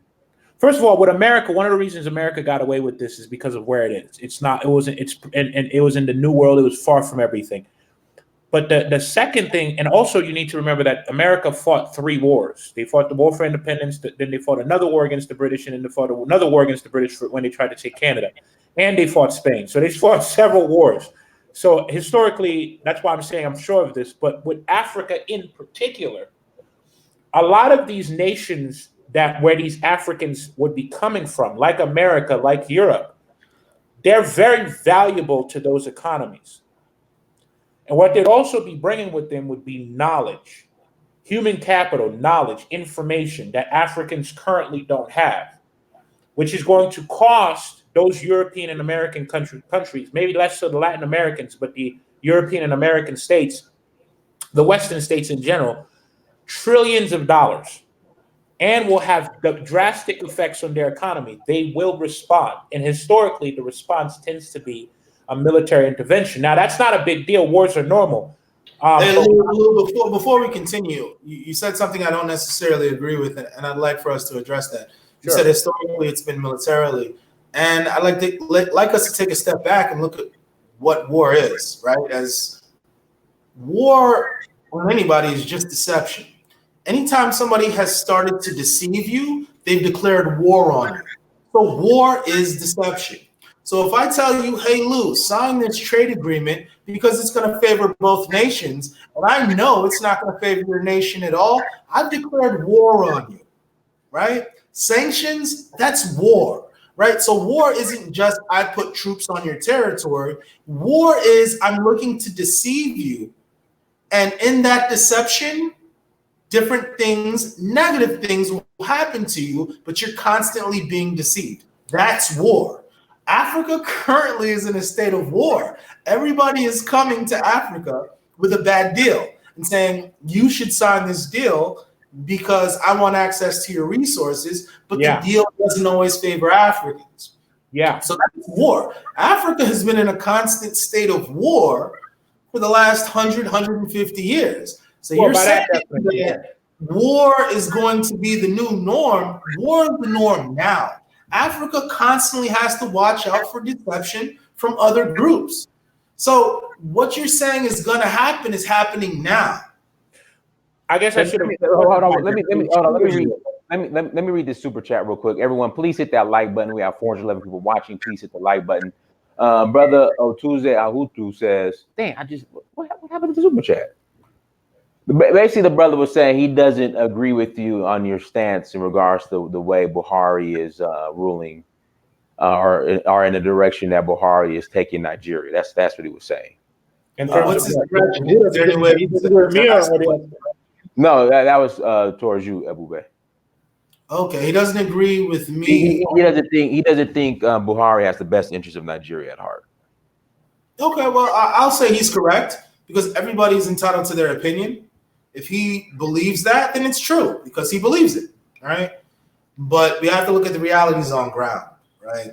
Muhammadu Buhari, for better or worse, he really thinks he knows the best for Nigeria. That's what he really believes. He's a very genuine person. Now, just because you believe that what you have in your head is the best for a country, that doesn't always translate into it being the best for a country, right? Muhammadu Buhari is a very sincere, genuine man. What he's thinking is helping the country, sometimes helps the country, but sometimes he's wrong because he's a human like everybody else. So now if you look at where he's wrong, of course, you're gonna hate him. He's going down the wrong way. But if you look at the things he's done right, you'll say, you know what? I'm going to choose to ignore some of the stuff he's done wrong and look at the stuff he's done right because I understand that he's doing it in real time. I'm sitting back as an analyst looking at what he's doing and judging it. But he's the one who has to make the decisions. So you always have to give somebody a little bit of leeway because he's the president. He makes the decisions. We're the critics. So as a critic, you have to also put yourself in the shoes of the decision maker and say, you know what? I'm not always going to pick the best decision. So let's look at it from that perspective. So the person who said Buhari doesn't always do the best things, that's true. Buhari is just a human being. He tries his best. Maybe his best isn't good enough sometimes. Sometimes it is. Look, I tell you what, man, and this is, I mean, I'm not here to stick up for Buhari or anything like that, but I will say this. The fact that he has signed the Continental Free Trade Agreement, the fact that he has signed it, he's starting to create the Echo Zone, those two things alone for me, okay, even if he did nothing else, even if he fucked up on everything else, is enough. Because 10 years from now, if these countries don't fuck this up, you know what I'm saying? Like if they actually do introduce the Echo, and you allow these 7 Francophone nations to get free of France, and you give Nigeria control of all those resources, Buhari will be listed as a hero. He will be regarded as one of the greatest presidents Nigeria's ever had, even if he was an incompetent shrew on everything he's ever done, even if he's the most corrupt president in the world, even if he's really a clone named Jabril, which, by the way, I've heard. Hold on, Ebube. Do you want to address? I'm laughing. Hold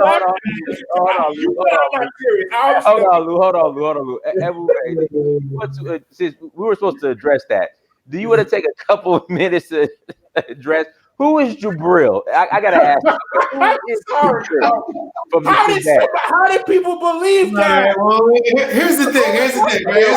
Yeah, can you address that? For those who don't know, let's take a step back and focus on who Jabril from Sudan is. Right now, there was some information going around that the actual Muhammadu Buhari died 2 years ago in Europe and was replaced in Europe and was replaced by a man from Sudan who looked just like him, but his earlobe is different and his name is Jabril, right? And now Jabril is really running the country. Now there's two things that strike me. Let's say this is true, right? Because there's only two things that this could be, true or untrue, right? So now let's say that this is untrue, then it's laughable. It's like, yo, come on, let's be serious. But let's say it's true. If it's true, this is something we really need to know and we really need to act on just in case our president is a clone from Sudan. But that just reflects really what I think the whole Jabril, mythology or because I'm not convinced. I need a little bit more evidence before I believe that the president is a man from Sudan named Jabril. But with that, my personal beliefs aside, now that just reflects the fact that people are tired of our leaders putting their lives in the hands of foreign nations, right? For example, you're the president of Nigeria.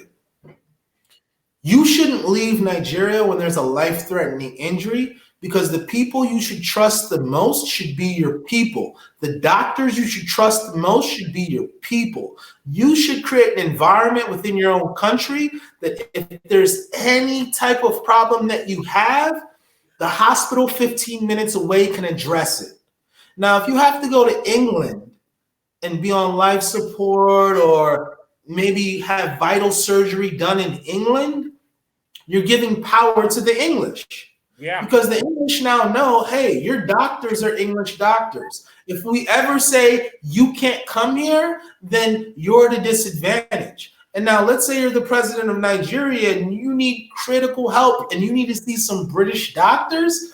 The British government, to an extent, can say, hey, this policy that's anti-British, we don't like it. And if you want to come see our doctors, you better push that policy. So it takes power out of the hand of the president when he has to rely on foreign doctors. So that's what the whole Jabril thing is, that you're relying on foreign doctors. We need to stop that. We have a lot of doctors in Nigeria. We just need the equipment once we get everybody equipped properly, presidents shouldn't leave the country for medical treatment. Yeah, but whether he's Jabril, Pavil, or Buhari, the fact, first of all, if he was Jabril, I mean, I can't believe I'm entertaining this, but if he was Jabril, he damn sure wouldn't have signed the ECHO agreement, and he hells no is not signing the CFTA, because those things are both detrimental. Let's just hope that he's not Jabril and he's Muhammadu Buhari, and let's hope that, because otherwise we're in serious trouble. Listen, Dynas actually had a guy on his show who said that, and I was so shocked. I was shocked. I just didn't expect that. It caught me off guard. But listen, whether he's, let's just assume he's Buhari.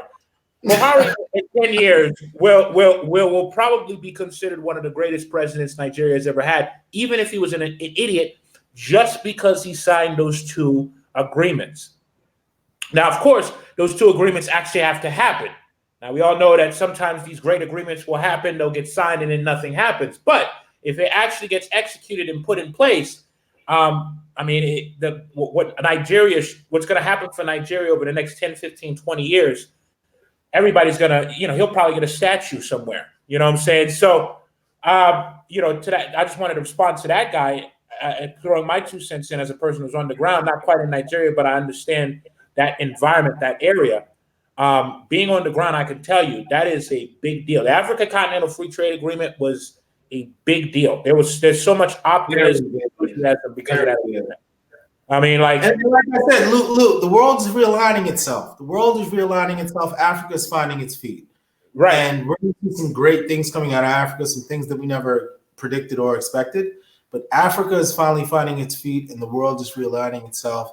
And to an extent, West Africa has always had a world impactful empire, right? Whether it's Ghana, Mali, Songhai, the Sokoto Caliphate, West Africa has always had powerful empires that have impacted the world over.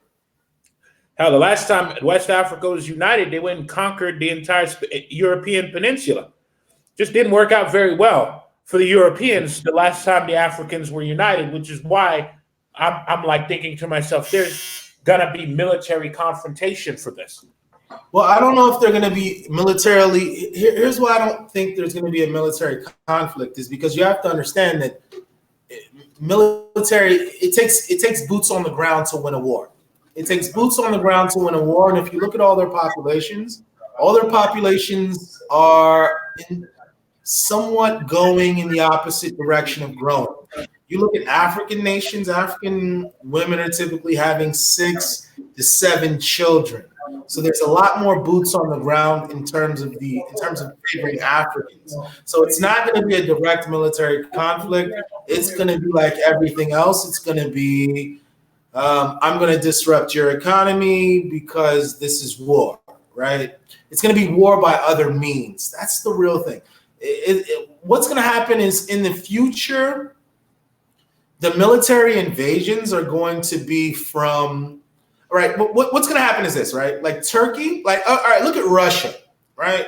What's happening is traditional empires are being reestablished, right? Russia traditionally owned Belarus, Lithuania, Latvia, the Ukraine, most of Eastern Europe. So when Russia invades the Crimean Peninsula, you saw what the rest of the world did. The rest of the world said, you know what?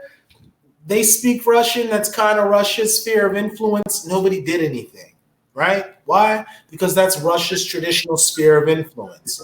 If Turkey, for example, decided to occupy northern Syria under the excuse of the Kurds are there, we need to regulate northern Syria, nobody would say anything, right? They could probably just do it.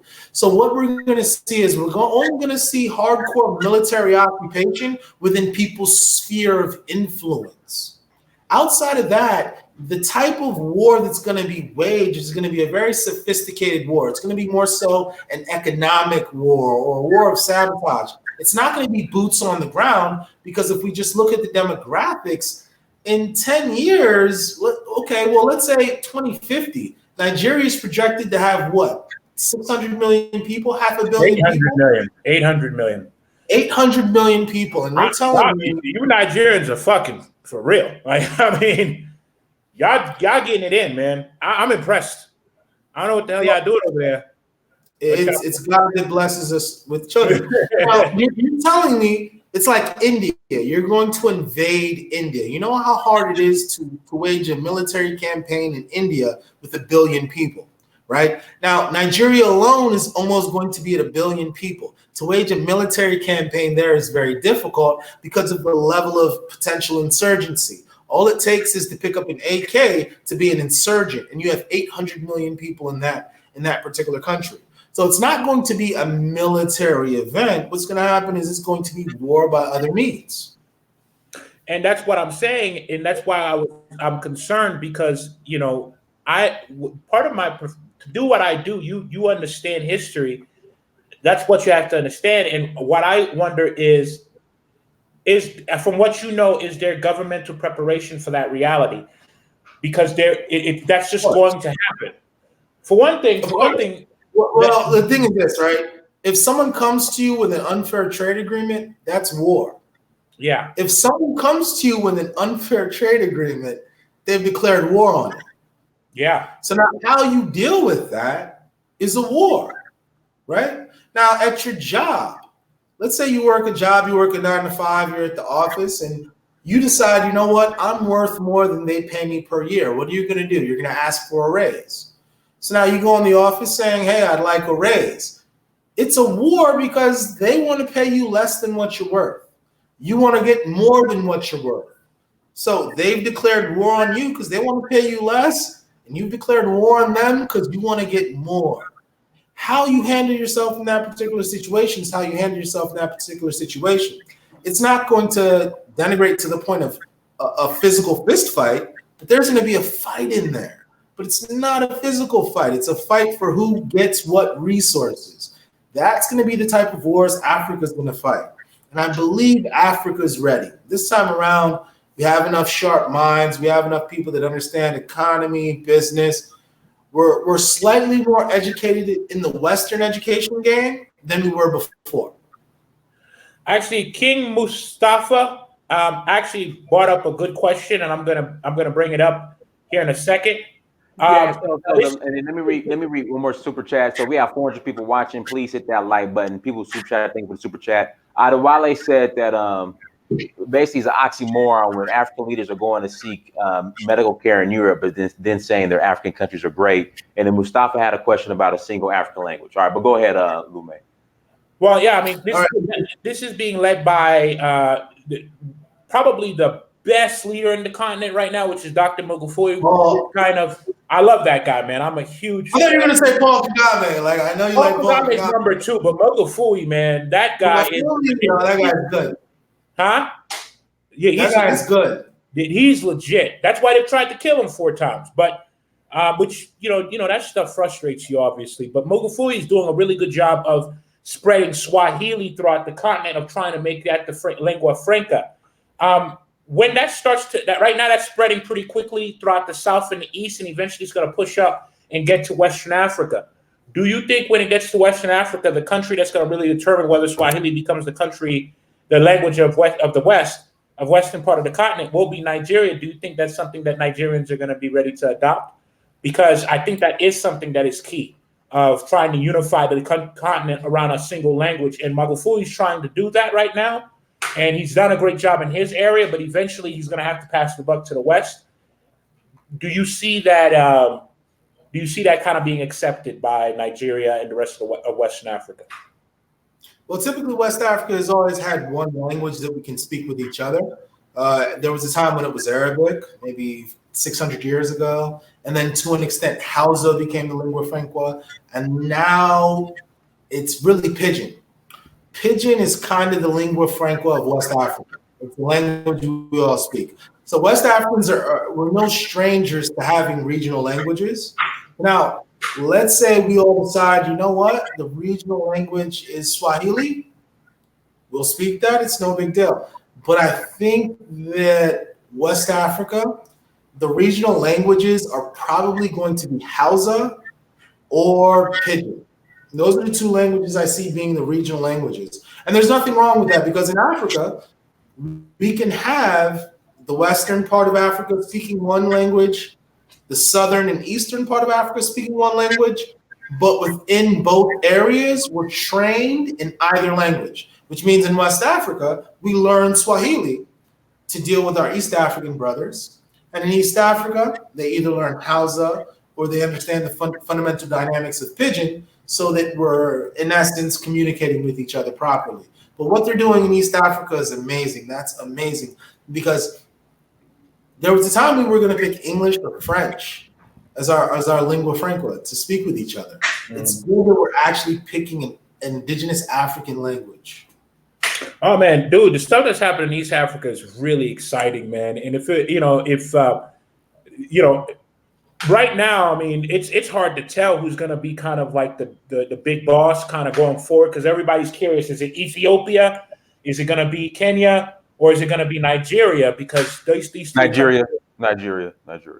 Well, Nigeria just has more of the fundamentals in place. But in East Africa, don't underestimate Ethiopia at all. Well, what I'm saying is this. In East Africa, Ethiopia is like the wise grandfather of Africa. Everybody respects Ethiopia. You have to understand, Ethiopia, under Menelik, Ethiopia, their international relations were on another level, right? When everybody else around them was getting colonized and the Europeans were coming, they looked around and they said, how are Africans losing to Europeans, right? Which is a good question. How are Africans losing to Europeans? This is what the Ethiopians asked. And they discovered that the Europeans had a superior technology. They had the Gatling gun, right? And they had modified cannons where you can take out whole infantries. And so the leader of Ethiopia said, okay, who's attacking us? Oh, it's Italy? Okay, well, who doesn't like Italy, right? And at the time, Russia and Italy had a problem. So now the leader of that country went to Russia and said, look, we want to fight your enemy. Your enemy has weapons we don't have. We need some of those weapons. And then they got some of those weapons, and it helped them out when they fought against the invading armies. See, that's diplomacy. A lot of African nations weren't at that level to be thinking, look, let's play this thing internationally, right? So Ethiopia always has a place of respect in the mind of Africans. So you never underestimate Ethiopia, because Ethiopia, in essence, was able to stay free longer than anybody else, which means they play the game better. They also have the third best leader on the continent, and he's the first of the third generation of leaders, because Africa's had. And you know what he is? He's also a young man. He's also a very young man in his 40s. Yeah, he's the first. Ethiopia is the first country that got what's called a third generation leader, because Africa, since independence, have had two generations of leaders. Ethiopia got the first third generation leader. He's the third best leader on the entire continent right now. Ethiopia is the fastest growing country on the planet. They themselves got 109 million people. You know what I'm saying? Now, Lou, think about what you just said. Think about what you just said. I said this the other day, is that once the younger generation in a decade, the third generational leaders of all these African countries come up, imagine how fast Africa is going to move. Now, there are certain all-stars in Africa that we're not even looking at right now. There are certain all-stars in Africa we don't even know are going to emerge, right? So now look at what those third generational leaders are going to be doing in Africa. What do you think about Julius Malema? You think he's the real deal, or you think he's dangerous? He's both. You need to explain that. Explain what you mean by that. Okay. Well, he's dangerous to the system because South Africa, it's always been a weird situation in South Africa, right? Because you have 10% of the population dominating 90% of the population. Yeah. And the logical thing to say is, hey, for every one person dominating, there's 9 people being dominated. Why don't you guys just stop that one person? You have 90% of the population. Just tell them no. They'll have to listen. That is weird. That is a good question, isn't it? So now you have somebody like Julius Malema saying, hey, if we're 90% of the population, no one should mistreat us. That's not really that radical, but considering South Africa, that is radical. So you're right. He's saying something that's real. That's the real deal. Hey, if we're 90% of the population, no one should mistreat us. But at the same time, he's dangerous because the people who are mistreating you are ready to be violent. So that means that essentially, if you're going to stop them, you have to be violent. So there's danger that comes along with that. So there's both of those things. Right. I'll say this. I mean, personally, as a capitalist, I don't like socialism at all. But I tell you what, if this guy, I would love to see that guy, eventually take over that country. I don't know what that would end up doing to South Africa, because South Africa being suppressed right now, it's limiting its own potential.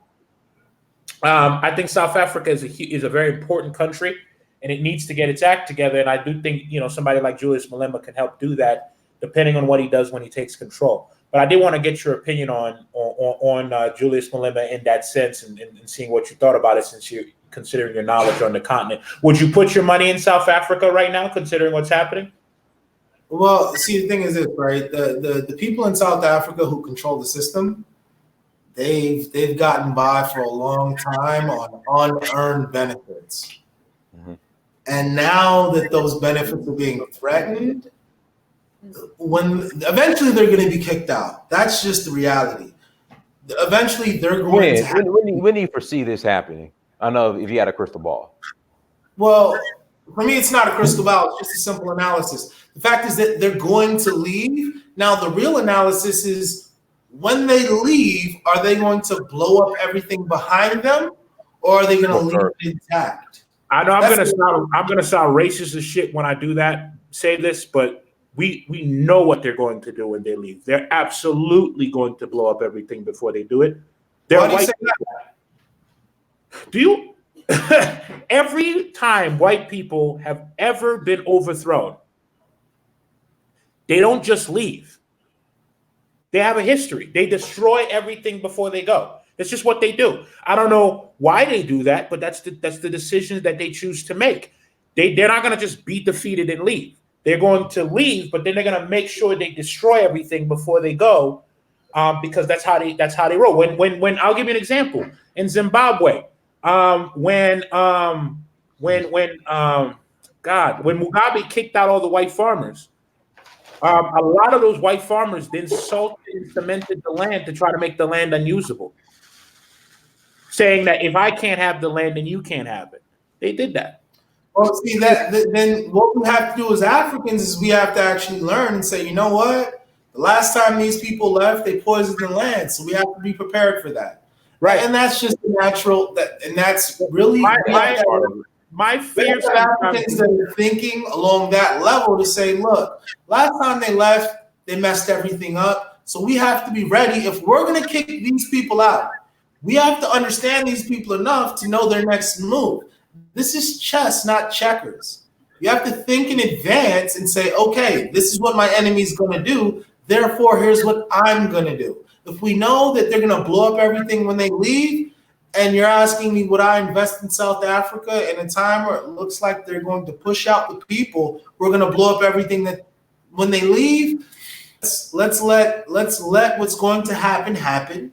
We look at the situation, and then we decide how and when to invest. Okay, I was just asking because I figured you might know a little bit more about the continent, because one thing I do think to myself, especially with all the xenophobia that we're seeing in South Africa, I sometimes find and since you're more connected with the African culture, maybe you can give me some clarity.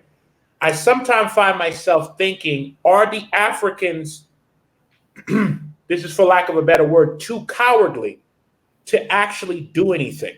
So like, for example, South Africa's, it's true, it's 10%, right?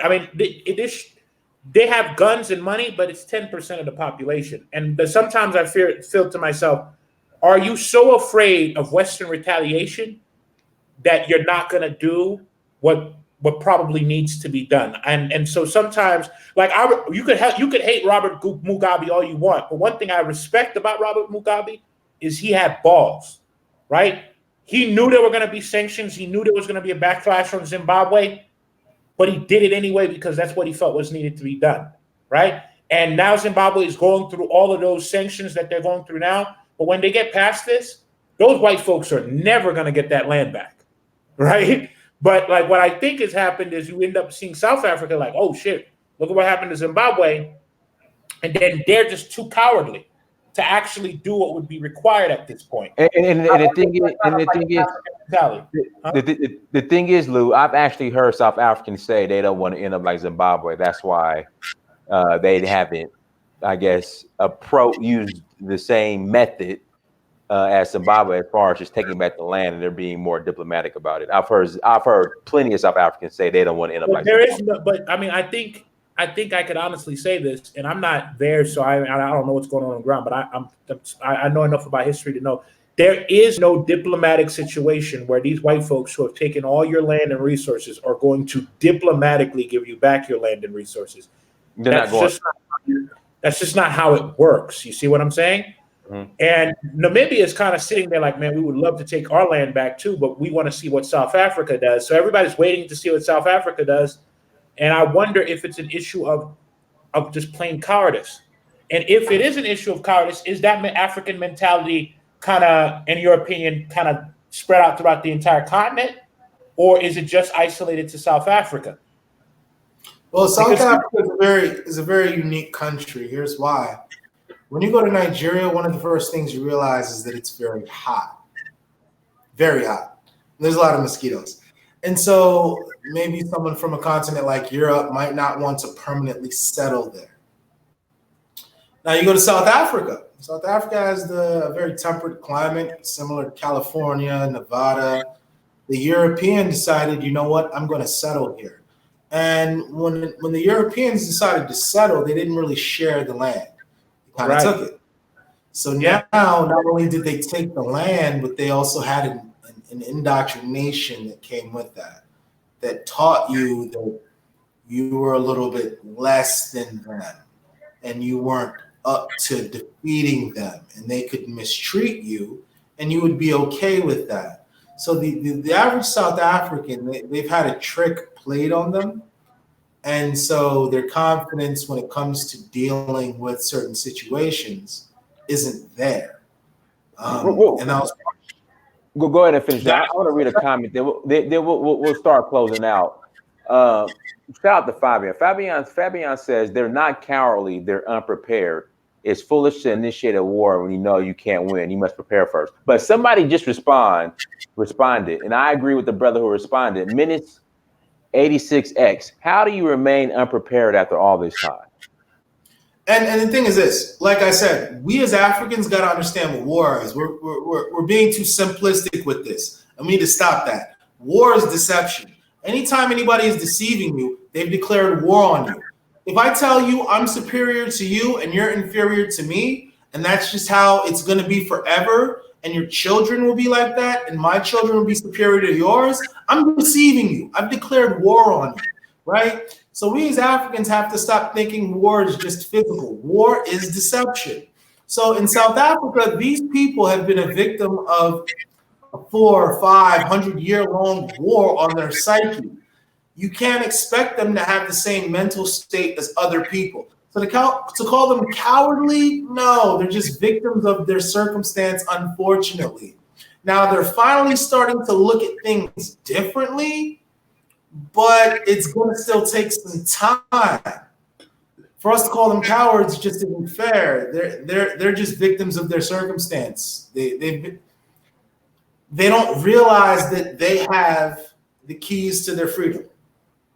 Do you think that we're looking at a situation with South Africa where do you think there's a consensus amongst Africans that eventually the whites are going to just get pushed out in South Africa? Do you think that's kind of a consensus that pretty much everybody's expecting that to happen? No, but I'm gonna tell you what's gonna happen, Lou. Say whites start getting pushed out, you're gonna have so many Black South Africans who are going to resist against the South Africans who are pushing the whites out. That's what's going to happen. You don't understand the psyche of the majority of these South Africans.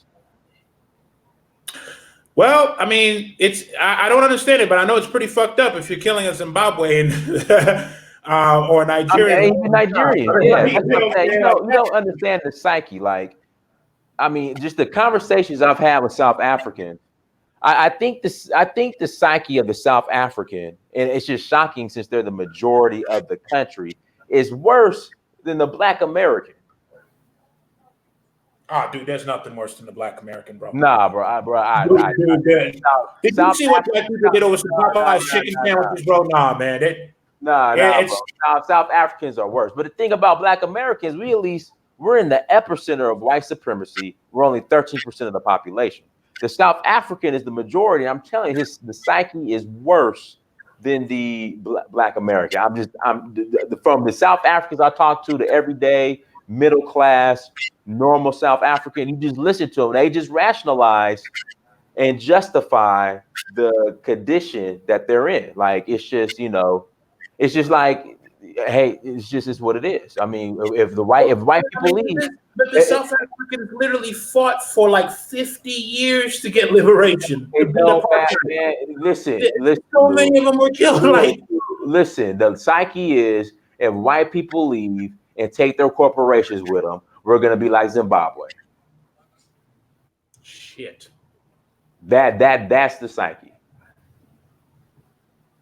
I'm telling you. I've had this conversation. That's the psyche. Well, I guess a lot hinges on that on Brother Malema, huh? Well, that's something. As you see, how much of the vote did he get in this last election? He's doing very well, bro. He went from 6% before, and then he went up to 10% on this election cycle. If the ANC does not deliver, which they won't, listen, Lou. I've ran. They sound okay. This Black South African is to the ANC what the Black American is to the Democratic Party. They are not going anywhere. I'm just, listen, it's not going to happen. Hey, Dennis, I do have a question. I'm taking a look at what's at the bottom of the screen from Nate Dupe. I'm assuming he's in it. And it's neoliberalism is what Ethiopia is implementing. That's imperialism. That's an interesting statement. Is there any way for him to follow up with to explain that a little bit? Because I say this with all respect. I wouldn't entertain that. That's a pretty stupid statement. I don't think that person actually. I don't know why they said that, but there's no imperialism happening. Matter of fact, if he knew anything about what was happening in Ethiopia, he would know that the president of Ethiopia literally ended a war and reopened Eritrea.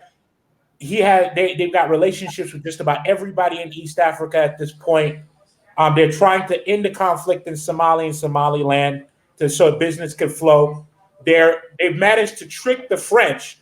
Now, this is some gangster shit. You want to hear some gangster shit before we leave so we could all be proud of Africa?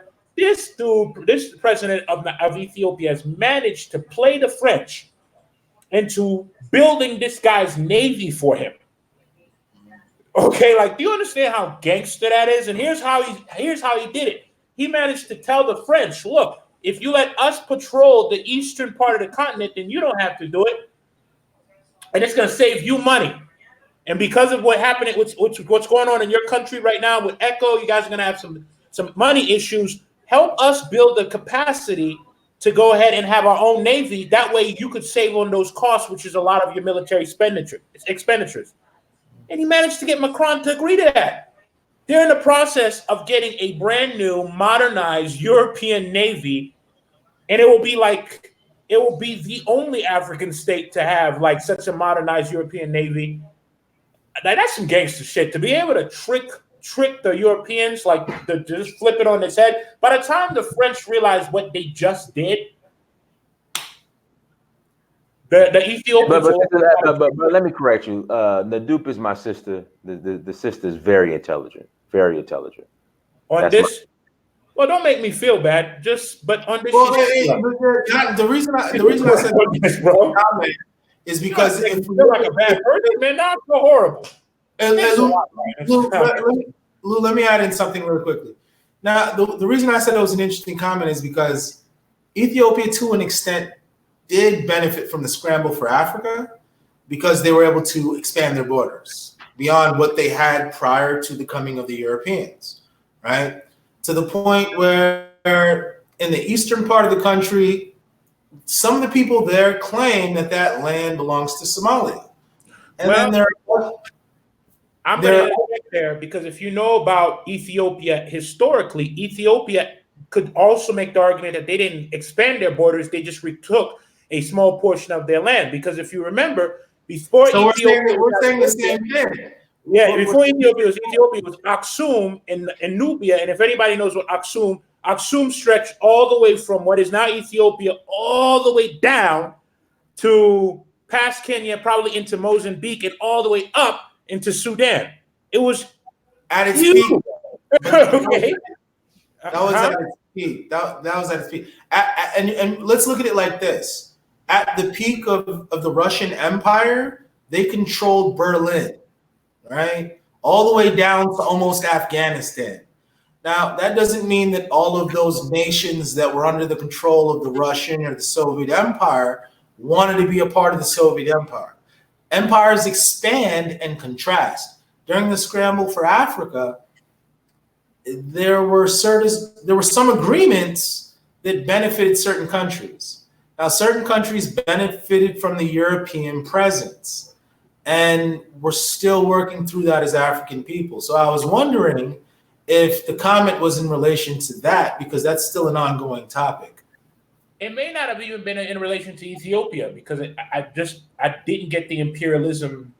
I just didn't get that. Maybe it might be from another country. You know what I'm saying? Like it might be that the system might be referring to another nation, maybe not Ethiopia.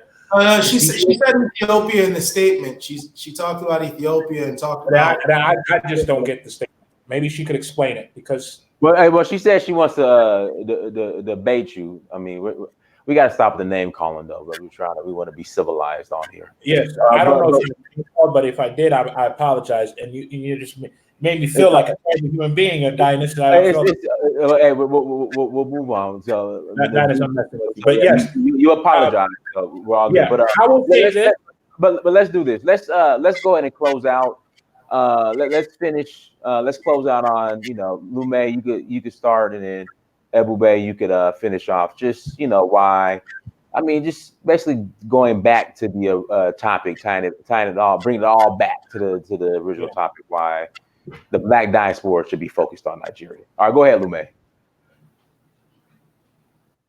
Lou. Now the reason we got to focus on Nigeria is because there's a lot of promise there, and the only thing you need to do to be successful is you need to think of something. I would actually suggest everybody take a trip to Nigeria who's interested in investing in Nigeria, because you need to see it with your own eyes. Now, you may get there and say, you know what, I love this place. I know exactly what I can do. Or you may get there and say, you know what, this isn't as easy as I thought. Let me come up with a new game plan. So once you actually physically set foot in Nigeria, you can take a look around and you can be the next Cold Stone, right? You can be the next Krispy Kreme. But you have to go there, see what you can bring that's not there, and then bring it. And success is guaranteed as long as what you put is in the correct location. Because you got to learn Nigeria a little bit, because location is everything. A Krispy Kreme might work in Abuja or Ikeja or Lekki, but it might not work in other places. And it takes a little bit of understanding the actual layout of the environment before you invest fully into Nigeria. But the rewards are great. If you know what you're doing, you take your time and you invest wisely. Okay, Lume, you want to add anything, Lou? Look, man, I mean, I'm obviously not as educated on Nigeria as our guest, as my man here, but I would say this, after hearing this conversation, man, I want to say thank you very much for coming on board, educating me. I've learned a lot from you.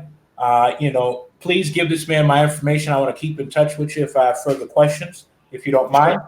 But again, 200 million person population, the biggest economy in Africa, 21 million in Lagos, and it's 22 22 22 million illegals, and it's completely black owned. Enough said, right? So, I mean, it sounds like there's a lot of opportunity there, and obviously, I'm gonna take some chances and go ahead and check it out, and I'll keep you guys apprised. But there's a lot of opportunity there, and from what the numbers say, and from my brother just said, and I want to say thank you once again for educating me today.